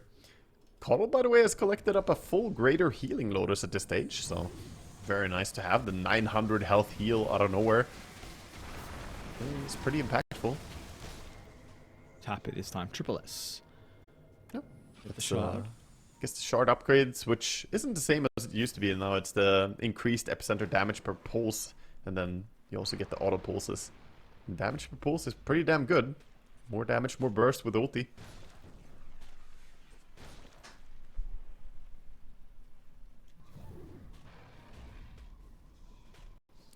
I still remember when the Sand King shard was bugged, and there was some 4,400 DPS version of his ulti. Yeah. Like, if people didn't skill ulti and bought shard and then skilled ulti, it just went absolutely crazy. I watched some games of that. Someone abused that bug and lost. That was the most impressive one, I think. I see. Imagine having from Radiant. Oh. High ground position. Smoke's gonna pop a die, have the observer ward. They'll see Kuretaka. Now we might get baited, thinking that maybe they don't know what's going on. Let's see if they're going to be able to get the toss back. Chiro Jr.'s thinking about it. A zip on Ursa, is that really the time you want to go on? Monkushi's not an easy kill. Mira tries to jump in the middle. And Triple S is looking for the Burrow Strike once again, but it's off the mark. They've dealt with Crystal Maiden, and now Triple S, once again, looking to do everything to deal with Toronto Tokyo, but the combination wasn't good. Yeah, he jumped the backline again, but I think this is really the story. You can't disconnect from your team as Sand King. Your AoE damage, too important. It's not that Ursa just needed a little bit more disables there to possibly go on someone. Of course, the Grave would have been there, so he's correct that going on Dazzle is important. You can't really just neglect him, but if your team is unable to join and fight the Dazzle, then solo Sand King jumping him is not going to cut it. He's too tanky by now. Back of that Glimmer Cape. So a good little skirmish for Radiant, but not massive. They didn't really get any big objective from it. No big kills either.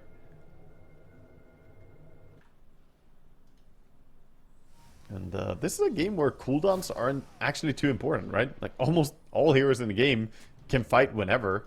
The most cooldown dependent is like Sand King, but after that, you have really low cooldowns on almost everyone. How do we feel about the scaling this game? With it's a 4,000-5,000 lead at the moment for one win, so it's still relatively close. Your MKB completed from the Ursa, so that's going to help him with the butterfly from Nightfall and at least the Terrorblade as the game goes on. But when we look at the 5-man from either side and put it down on paper, like, do we feel like there is a lineup that maybe you'd feel a little bit more comfortable with heading to the later stages? Yeah, I would say Radiant overall. I like their lineup a little bit better, but the fact that Dazzle is such a shutdown game, he's, 2k gold behind the Sand King right now, and Sand King isn't too rich himself. That is a little bit of a weakness. And meanwhile, we can look over to the support side and see that Sweden Strong is actually trying to make that transition, become a core. The extra core hero coming in, he's got over 10,000 gold already. And that's something that Caudle can do quite well, is just shove the creep waves. So my first reaction is that Radiant have the better scaling trio, but looking at the game as a whole, I actually think Dire have potential to outscale them. Okay.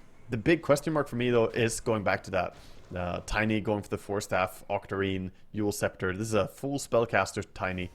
So how would it hold up as we head into late game? Time will tell. I can tell you once you get to level 25, it's going to be amazing with Avalanche and Chakra Magic. You can just double Avalanche someone.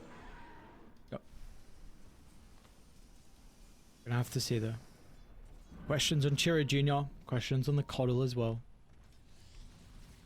Miro looking to try and yoink the 30-minute power in. Gives a kill over though. I was ambitious, walking down, hoping that there would not be any detection, but they had a ward on the high ground. It gets pinged out. If they didn't have a ward, they wouldn't have seen him go down like that. It was nighttime, of course. In the end, just a support dying, not the biggest of deals, but Roche could spawn any moment, and you want your entire team ready to contest that. Storm kind of hinting what's going to go down. He picked up the Electric Vortex duration, so might be thinking about an Aghanim Scepter later down the line. Solve some of their problems with the disables. For now, Parasma, BKB, Sanchin, or Sanchin Kaya. 9 galvanized stacks. So we'll see what the Storm's going to be able to do.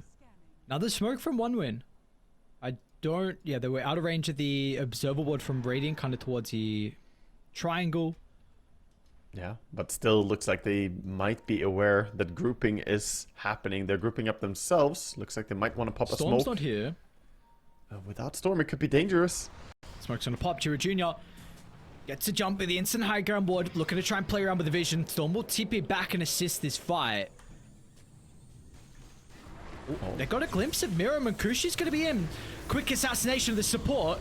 Meanwhile, Kiyotaka, BKB, zipping aggressively into the middle. Triple S is a pretty difficult kill, but the Barrage Strike is fine. They're kiting the Dazzle ulti. They will lose the control of their high ground ward. They're going to back on over to the right. Now they sense an opportunity. They're going to be able to bring him down. Nicely done. Mirror gets the rebound out to safety, keeping Nightfall alive. He's still waiting for a Sun to target. Nightfall needs to fight it pretty shortly with the BKB not there now. He is vulnerable to being bursted. They still have this high ground ward. Oh, careful, the Sunder. Very, very close to getting sundered by the TB, but using the high ground vision to his advantage. In the end, good fight for Dire. They get the kill on the Marcy, and she actually bought back, died again. So all that said and done, and the only thing that happened is Marcy died twice, but that's enough for Dire to go into the Roche pit. Get themselves that second Roche.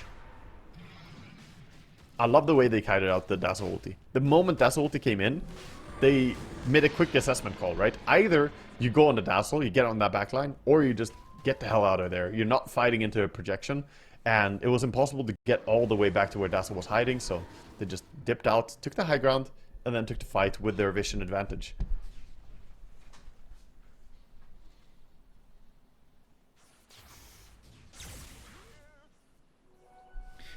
How do you think the fights need to change from Aurora? Because at the moment, they're really not looking... They're not looking easy.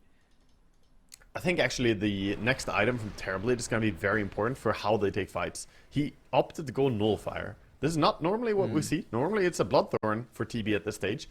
But Nightfall has the correct read. This game, Nullifier is too important. It's good against Ursa. Takes away the overpower swipes, overpower stacks. And against the Force Staff, Ghost Scepter, Yule Scepter, Tiny literally counters all he does. There's Glimmer, there's Force Staff on Caudle, there's again Solar Crest over on the Crystal Maiden as well. It's too many things. They need to lock people down, and these support items are making a big difference in the team fights right now. Yep.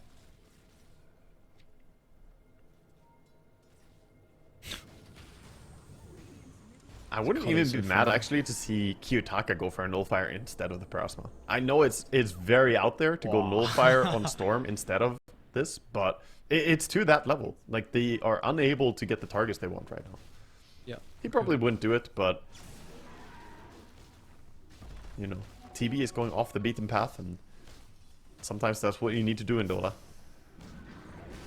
By the way, Marcy has no game anymore. The buyback that he committed earlier, it seems, you know, it seems kind of bad, but not horrible. But then you look closer and realize that he doesn't have BKB yet. We're 34 minutes in. A support Marcy without BKB at this stage doesn't do anything in a team fight.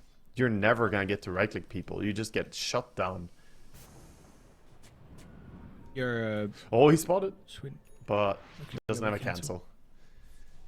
You're just a rebound bot to maybe keep someone alive from not being blown up. Like, that's sick. Yeah, and that's not really the biggest impact. There's a big difference in how much the supports are doing right now. Even Enchantress, you know, she gets some auto attacks out, but what else is she really doing in the fights? Meanwhile, the Caudle, all the mobility he's providing, the extra cooldown reduction, even CM. CM has been winning fights for them. She literally shut down the TB in the mid-fight. Caudle now, by the way, has an entire Aghanim Scepter, I believe, completed. So, looking pretty farmed. Oh, it's so cool. It's just so cool to see this. Very cool. Yeah. The mobility abuse is happening. Good catch. And again, that's going to keep him from getting his items. He didn't buy out the shard. He has a shard queued up. With the Hagam? Okay. And now suddenly all of them are bottom. I mean, all cred to Aurora. This is hard to avoid the ganks, man. The fact that they didn't get picked off bottom there is impressive to me. Because you just saw, like, 3 heroes top. Going high ground? Okay, easiest straight push. They kind of need bigger pickoffs than just Marcy to go this high ground. I think they should just go back and look for those kills again. Ursa has Abyssal Blade. He's hunting, running around. Yeah. He's just looking for Storm. Storm did TP to base though. Tiny, by the way, has a full E-Blade, so more burst damage, more AoE, or more magic.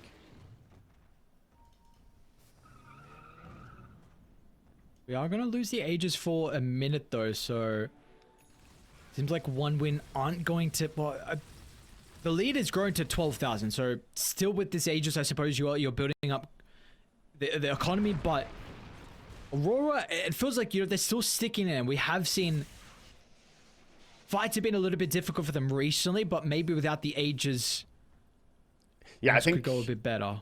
I think when the Aegis is gone, that's definitely a timing where we might see Aurora take some fights. Look at them now sitting under their own ward, hoping someone will wander in here. They definitely feel ready to take a fight. Instead, they might have to be the aggressors because it's going to be one win who back out. And they have no stress in the world. Just want to keep building items. This is why I was also inclined to believe that, you know, Dire, they might be scaling a bit better because they were actually having a bit more farm on everyone as opposed to Radiant, who struggles so much on their supports. Right now, the Coddle has more net worth than the two heroes combined on the post 4 and post 5 of Mira and Panto. Yeah, definitely not things you would like to see for the Aurora, and because these are supports that can have so much impact DPS wise. I mean, that's definitely the big thing that they provide team fights as the game goes on. Panto's trying, but yeah, 0, 6, and 8. Pretty item dependent supports though. You want to get to the stage of having BKB at least on Marcy, and even Ensh, you kind of want to have, like, you know, the Hurricane Pike Moonshard we've seen sometimes just straight rushed, and then your damage output is crazy. Now they've got a pretty decent ward that's going to see Triple S splitting away from Munkushi. Storm is revealing this though. Look at him walking up like this. This is signaling that there's a smoke going on. He was not in the smoke.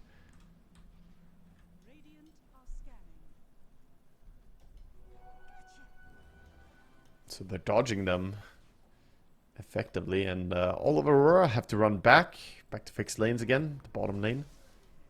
And this is going to be the counter smoke time. Great timing to go for one win. Gonna break on the Storm. Kiyotaka. Can you catch him? Okay. Chain control. Munkushi a little bit far away. He's ready to go with the Abyssal, but the blink is still on cooldown though.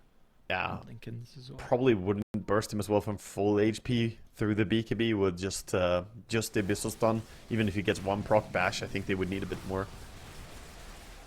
Does give time for Aurora to get that Tormentor, so free shard over to the Marcy. These starved supports, like I mentioned, they really want to get some extra help. SSS chasing for Mira. He may have seen that he took one of the Lotuses, so he's chasing him now. Gets the stun, and that's pretty much the end of the road for you. Mid lane? What's Chira up to? What? Ooh. Is Mira out? I don't think so. He's gonna go down in the end here, but stay alive for a while.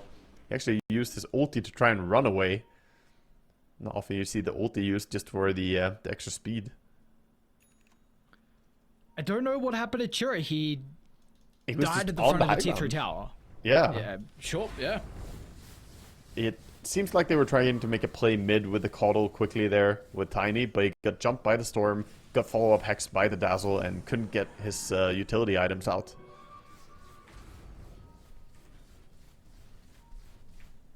One of the rare moments where Radiant managed to actually chain stun someone with a Vortex into Hex. They don't have the easiest abilities to combo.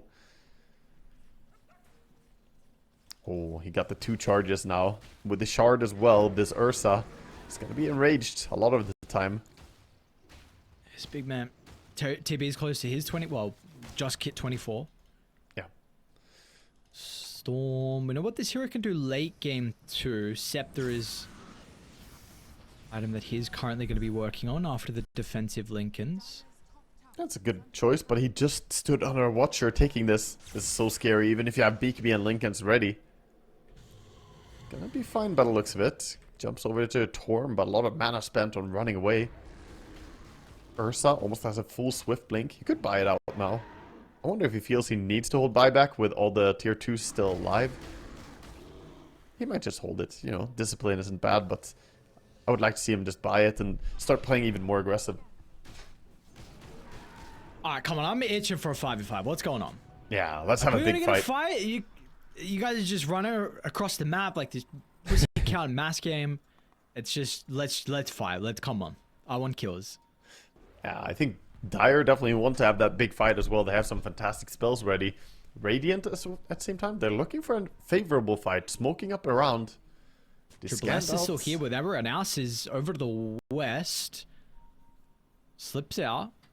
Yeah. The wrap around. They see Marcy on the lane bottom. She's the target for now. The jump is coming imminently. She got her BKB at least. Playing... Okay. Jared Jr., does he done blindly? Smoke pops. Do they want to go mirror? The So they're just going to be able to blow up Demacy instantly to start the team fight. Kiyotaka's going to do whatever he can. Nightfall activating the meta. So much damage onto Chira Jr. Nightfall's going to turn to till the end as well. Has it got the stunts to hold the Crystal Maiden? That's where hopefully the Storm Spirit's going to be able to come into play. A buyback out of the Tiny. A pretty big commitment. Aurora, what's the call? They're still kind of sticking around Nightfall. Looking to act as a bodyguard from Tokyo. Chira Jr. jumped in. Hang on, Chira. You just pulled back, my friend. 110 seconds, no Tiny. Now where's everyone else? Over to the right side, Panto. Well, he's been isolated, very messy. It's been like that way this game. Multiple fights breaking out across fronts. Triple kill for Nightfall.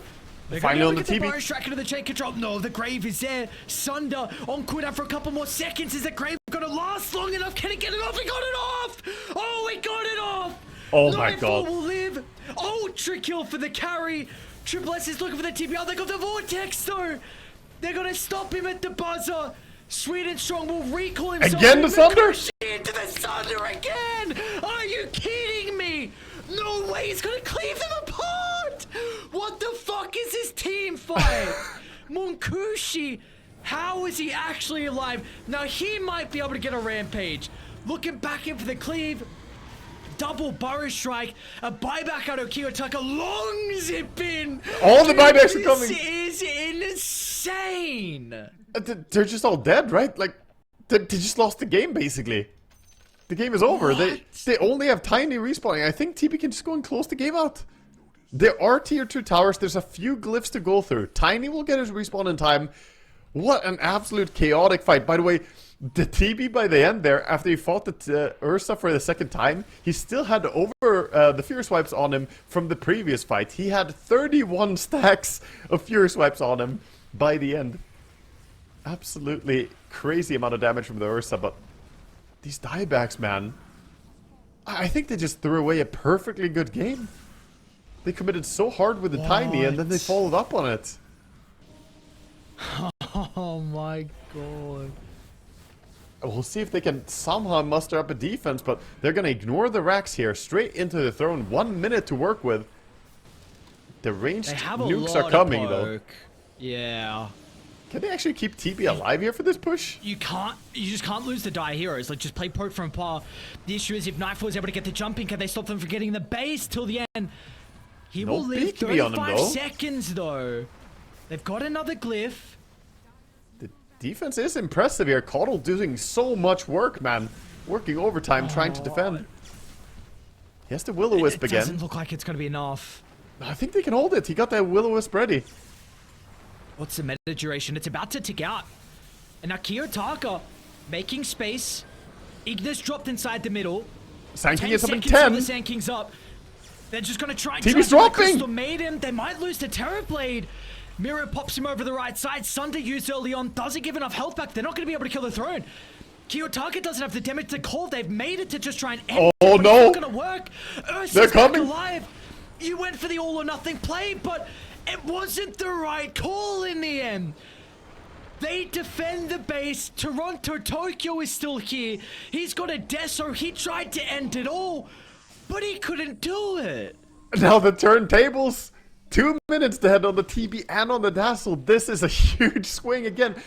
Can we just give it up for Sweet and Strong for that defense? That was absurd. Like, obviously, all of them did perfectly there, trying to hold for as long as they could. But the stalling game of Coddle, with the Will-O-Wisp, with the blinds coming out, with the long-range nukes, just non-stop, keeping the TB from actually dealing any damage. Paired up with the E-Blade and the Avalanche. What a crazy... That is one of the best defenses I've seen. Can they get him on the car? Oh, okay. But they have catapults. He can't kill the catapults. They have glyph. Wait, they're pulling them with the first time. The courier got it. They're aggro on the couriers. Huh? Oh my god, dude, these nerds. They're trying everything they can, but the catapults are close enough. Do they have the building damage? Ursa, you don't need to go for the range tracks, man. Straight into the towers. No, I don't. But now it's my question: are they going to be able to do it themselves now? I think so. They have the heals from Caudle. Again, I think he's going to be the difference maker. They're worried about it. They don't want to throw it, but I think they got this. 40 seconds is a long time.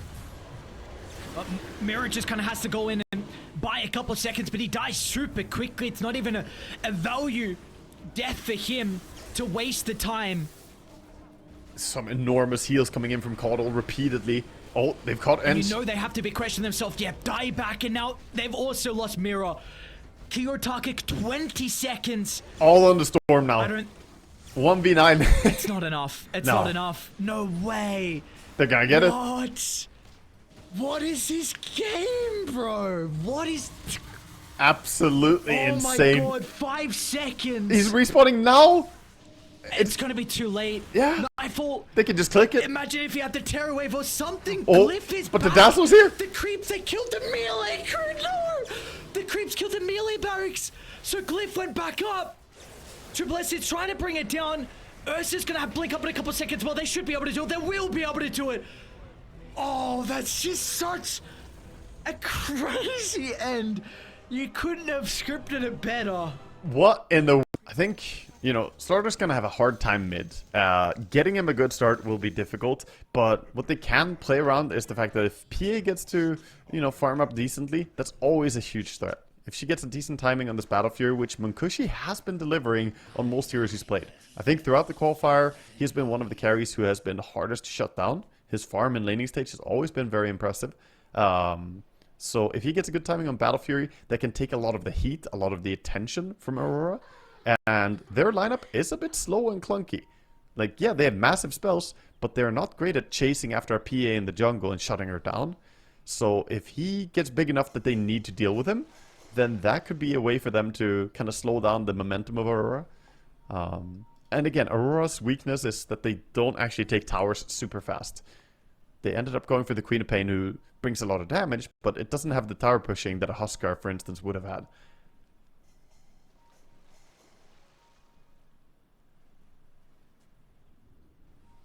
Well, let's see. See if they can make it work. I'm excited to be the Game 3 Na'Vi. Yeah.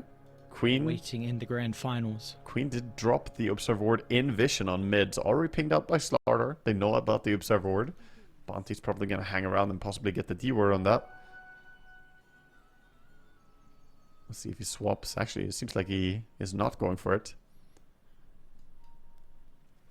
So is Mirana safe lane, Bounty off lane support? They could have done it differently, but I think you want the range support with the PA to try and secure her game the best possible. And Mira actually gets forced to TP. On the back of a dagger, he knows he's gonna get run down slowly and just killed if he doesn't.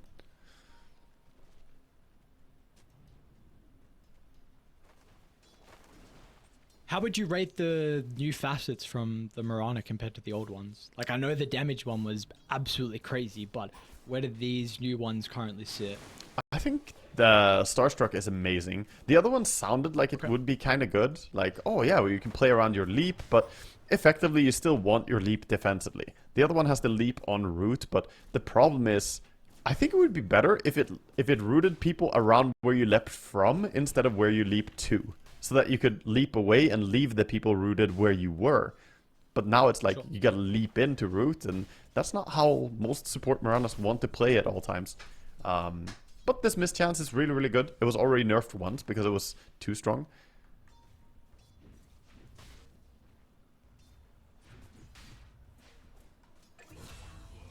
Gets caught out. The Hoodwink with the Blood Grenade and Bushwhack. The Gush as well. Yeah, I thought he would do better after they forced the Hoodwink to TP there.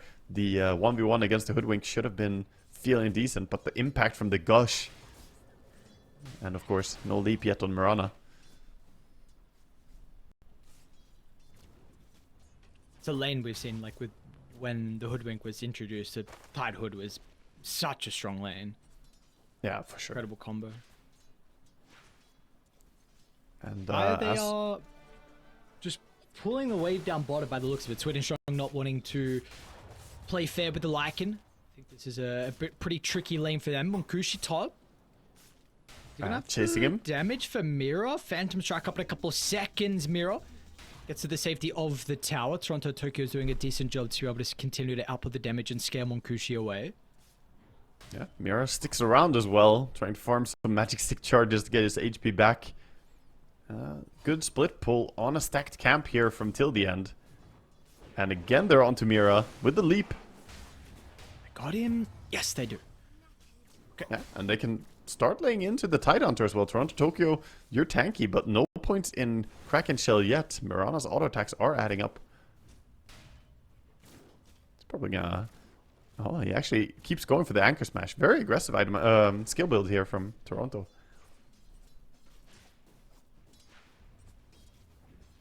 As for a mid matchup, the Slardar is learning how fun it is with level 2 Shadow Strike. I mean, his CS so far has been amazing. Oh, what? Whoa. Is that the play?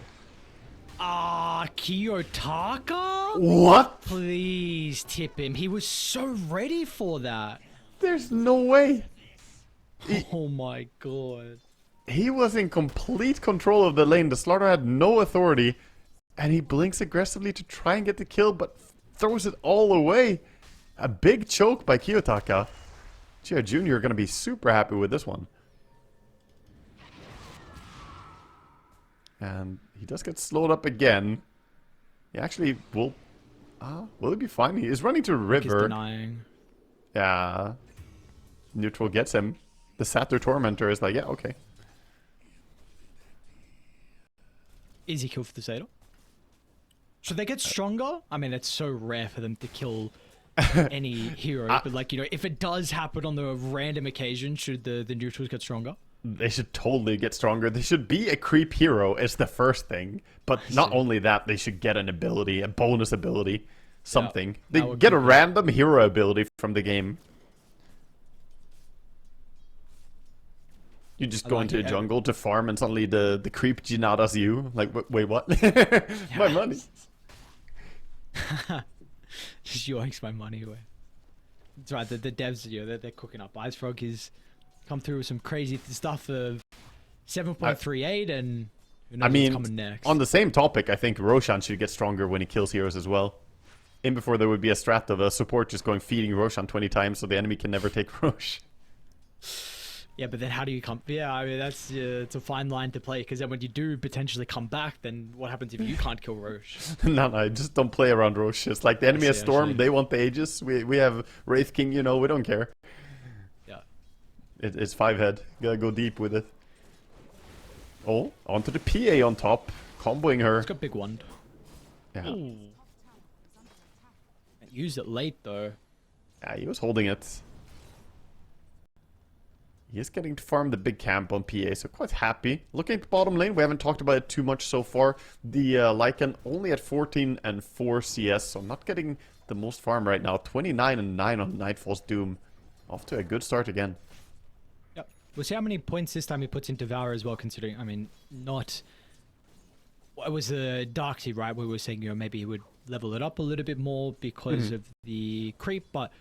to get rid of the Iron Shell. Maybe it's this case as well, just to have a little bit of extra farm and be a bit annoying for Triple S, but I think we did saw previously was max out Scorched Earth.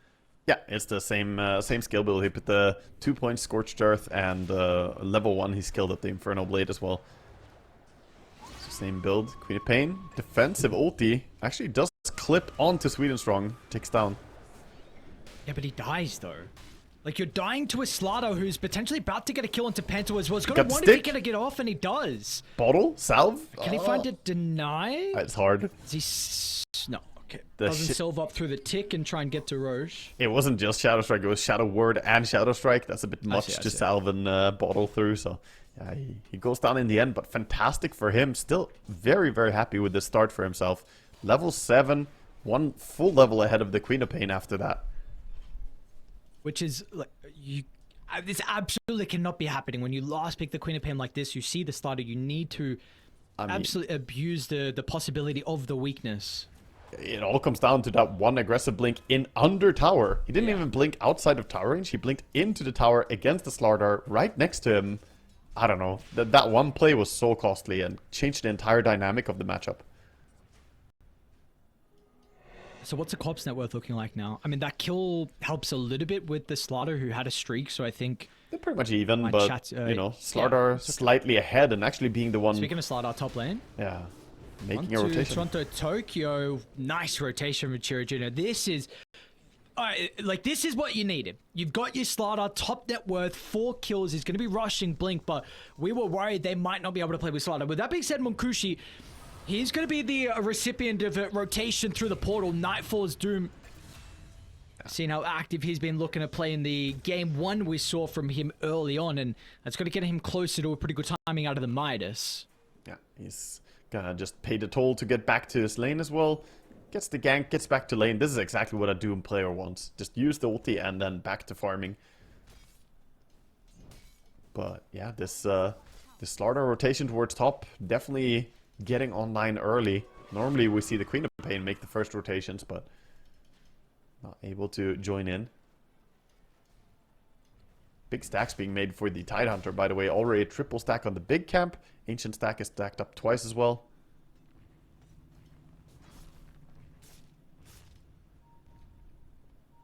PA, the important target. They're smoking over the Queen of Pain. Bringing her. Good as dead. Oh. Maybe you're going to be able to get the Phantom Strike away, but Toronto Turkish... Oh, I thought he was in a position, but certainly level 5. Can't quite reach him. Slaughter's behind the Queen. She doesn't have boots as well. Go, though? Blink committed. I think Slaughter's eyes are red right now. He wants the Queen. Yeah. An opportunity to be able to kill Kiyotaki, who has the Sonic Wave. He's going to use it to push back Kira. A defensive Sonic Wave means that Munkushi is not going to die. Chiro Jr. is falling low. It's a pretty good bushwhack. And how will the support such high level? Yeah, very nice catch. I mean, Warlock has his book, right? He got Of course, yeah. got a few impact kills earlier. Gets the assist from it, and finally gets his level 6. But yeah, Hoodwink managing to get level 6 is a very good timing. Did he get the double wisdom? No, they didn't. They only got the single. Slaughter barely messing up a little bit in that fight there. He tried to go for the crush first, didn't really clip him, but then still had the range to run up and hit. If he just ran to hit first. Sleeping back. Okay. This move kind of has to work. This is... He does have You're ravage. committing a lot of time to go for skirmishes instead of farming. So a little bit awkward. Yeah, ideally you finish up that blink dagger so you can go on to, you know, the Queen a little bit easier, or even catch the Warlock. Munkushi, by the way, guy gets spotted by the 2 supports. Did he just kill him here? He's dead. Wow. Ran too close. Hoodwink with that ulti. Very sneaky play by them. And well, your top net worth Slaughter has been usurped by every single core on Aurora, and importantly, the Queen of Pain. So, Yeah, he's some questions. he's falling behind a little bit from the effect of those 2 fights, and also getting the tier 1 tower already opens up the map a lot for Aurora. So that's super important. I said they don't have the best tower pushers, but on the back of using the golem, they use it to push a lot, and now top tower is, or top area is completely theirs. The Warlock heal to farm jungle with Hoodwink. It's pretty cute. That's It's so like crazy, it's like this Iron spell. Shell play, you know. Should there be a Iron Warlock Shell. Warlock Darkseer combo where you just Iron Shell and Shadow Word someone? You get a little bit extra. I'm down. Ripper just a little bit out of range for the Hurricane back.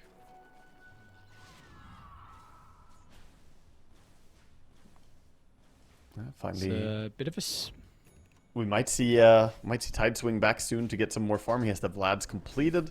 The Ancients and the big camp are calling him, but at the same time, bottom lane has been very, very resident sleeper. Both the safe lane of the Doom, off lane Lycan. I guess Doom at least joined through the gate and had some impact, but Lycan has really not had much to say this game so far.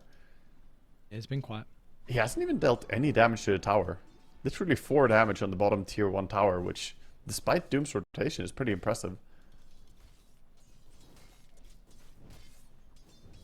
Yeah, different of a story it's going to be with the Helm Dom. I mean, he's sending his creeps towards mid to maybe try and play with Sweet and Strong, along with the Slaughter. who's level 9, very close to the blink, is Chiro Jr. Yeah, just messing with the Queen of Pain's jungling a little bit with the wolves and the Wild Wing Ripper. No real threat going down though. And anytime he's scouting around with the wolves like that, it's time that he's not using them to farm. Ideally, he wants to get that Overlord upgrade as soon as possible. Dire got all the green lights, as we call it. If we look at the top left, we can see their ultis are ready. Quite strong. Meanwhile, Bounty gets level 6 on mid lane, so finally has track.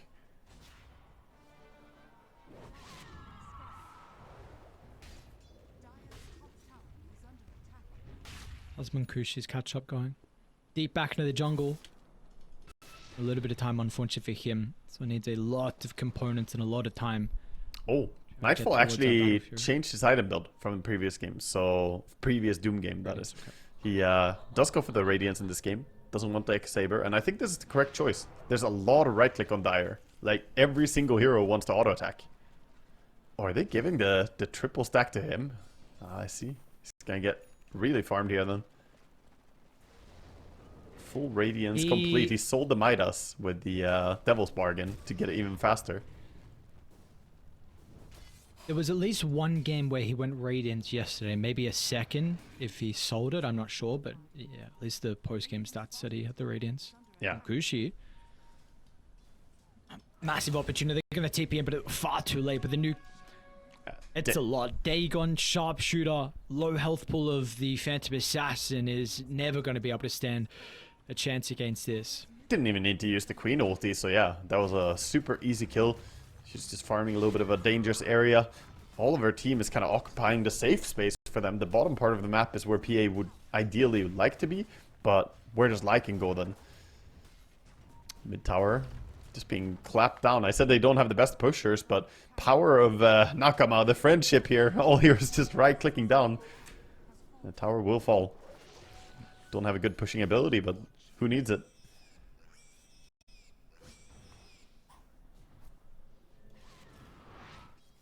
4,000 leads going for Aurora. Map control in their favor. And a lineup that will scale quite well with their abilities. We need to see something out of Dire. It's got to come through from Chiro Jr. with the blink. He's not with the team. I mean, they have a tough game ahead of them here. The Mirana, as I said, has yet to really have big impact. You know, this game has not really been an easy one to roam around and get arrows and pickoffs. Only been in 1 kill so far. And they're passively just falling behind quite a lot. There will come a time when PA is finally big and strong, but they need to make space until then. The rest of them, it's on them to activate. For now, quick Tormentor. Radiant, not scared of anything. Okay, this I like from Kiyotaka. I didn't like his blink on the tower earlier, but this I can definitely say I like. The Ghost Scepter early pickup. Going off the usual itemization for Queen. Just because look at Dire. Literally everyone gets countered by this Ghost Scepter. It's so good. Very interesting. We'll see how early it is for him to upgrade that into an E-Blade as well. Yeah, that definitely wouldn't feel bad to have. A bit more burst damage. Already has the Dagon, of course, so E-Blade Dagon build looks like it might come in. And he's going for a Travels build as well, skipping the Power Treads. I like it a lot. Starting to be ganked though. They're converging on his location. I think maybe the starter was in sentry range with the wave as well. So I think they did actually see the Moonlight Shadow. That's why he blinked away. Yeah, I think he just barely got spotted. Queen of Pain gonna play it safe. Just run back, farm her jungle. Even if she's tracked, doesn't really matter. It is so far away, hard to reach her. And, do you feel like they could have done a better job on one win to unlock the Lycan? Because this guy's been completely silent this game. Speaking of him, he may be doomed if they can find him. We'll get it off. Doesn't learn the hell of the Overlord. Are we going to get some more TPs? Is anyone coming? Not throwing the Doom on him because he's too fast. He knows he can just run away. So instead, there's going to be a push. And Lycan ulti might be entirely wasted here. I mean, it saved his life, but not going to be able to do anything productive with it.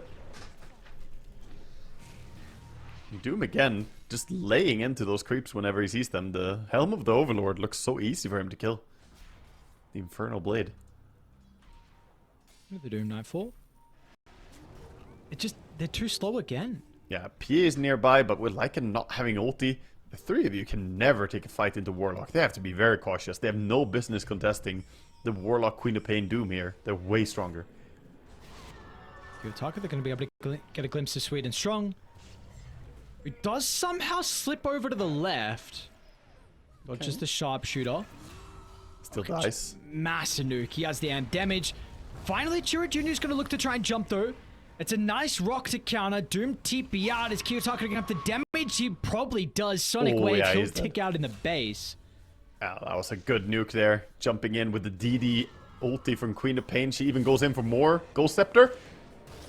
Easy Ghost Scepter and Ravage. Toronto Tokyo just slides on forward, dead of the water. Does still end up dying on Kiyotaka, but they're also going to run into Triple S, who is, I don't know, he's stuck against the wall.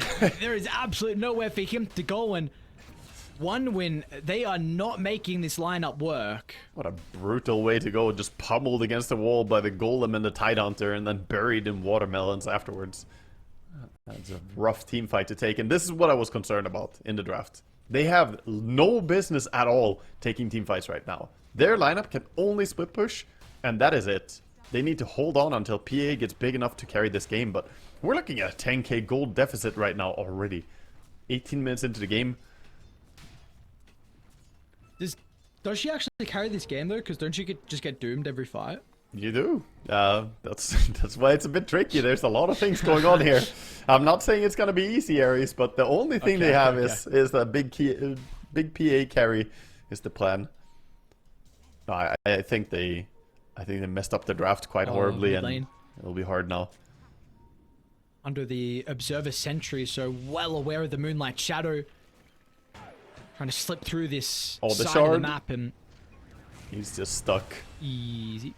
And that's what I was talking about, the Shard and the Hoodwink ATOS. I told you, even this big team fight, long cooldown ulti draft will be fine with getting pickoffs once the Shard and the ATOS come in. Both of them have already gone for those items, prioritizing getting them as soon as possible. Hoodwink's inventory is literally just mana boots into Rod of Atos. Good D-ward, recognizing that Bounty was invading. Warlock's on their ward, but of course friends are never far away.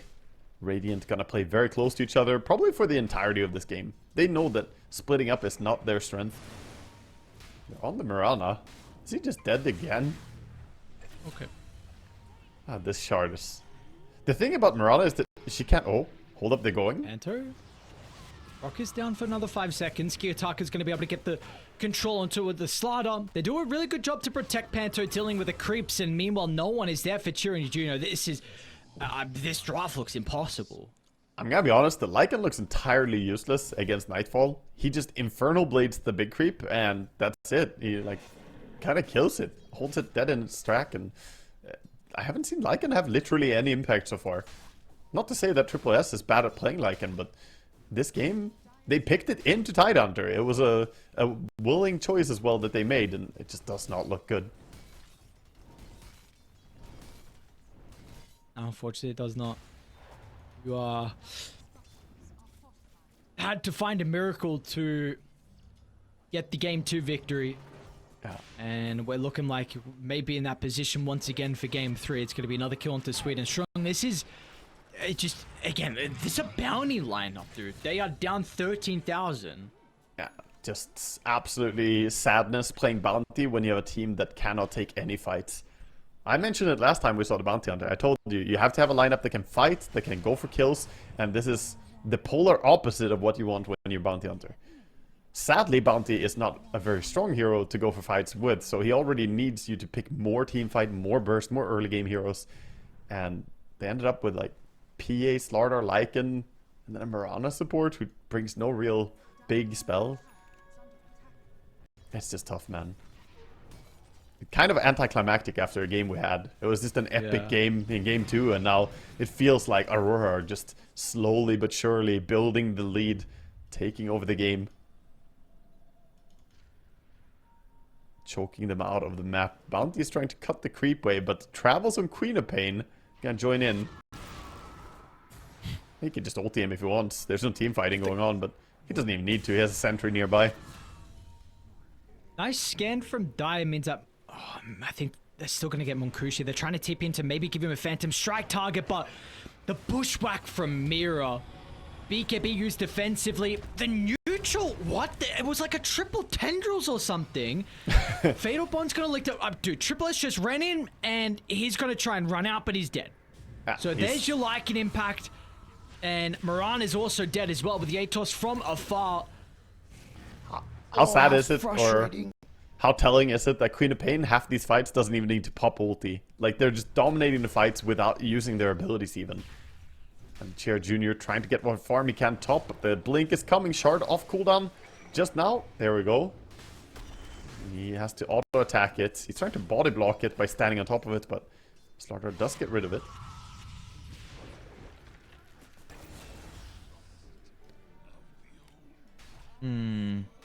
They're just scrambling for whatever they can do, but the Travels pickup was such a good choice as well by Kiyotaka. Understanding that this is a game where Dire have to split push, Travels is the best item for punishing rat gameplay. Allowing you to globally go and join your team and help out as well. Do you think, is there any way to buff Travels to make it... Like, I don't know, I feel like it's a pretty shit item. You think? Wait. Oh. Well, okay. I just mean, it's super... We only get it late game, right? Like, who is... When do we get Travels? I feel like people only think about it when, okay, well, I can't have room for my boots. I just it's mostly the meta and what heroes we have right now. They enjoy... A lot of heroes feel like they need the tempo for face boots. You're definitely right that early game is, like, priority. Oh, hold up. PA gets gone on BKB. The defensive use of it. You have zero damage. You're tickling him, yeah. He life-stealed through it, in fact. It wasn't He's full close. HP. And now Monkushi's zapped down. This is a absolute depressing game to be eliminated from. Like, you come in game 3, it's crazy. You puff your chest, you look great. You absolutely just had a crazy game to victory, and you go out like that.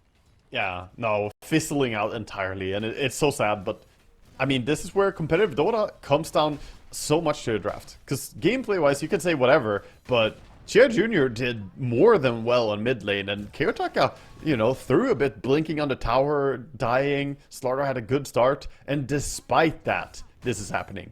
That tells you how much this game is about draft.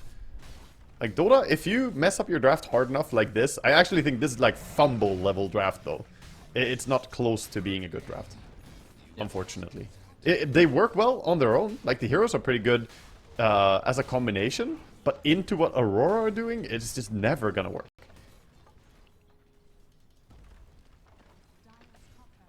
Oh boy.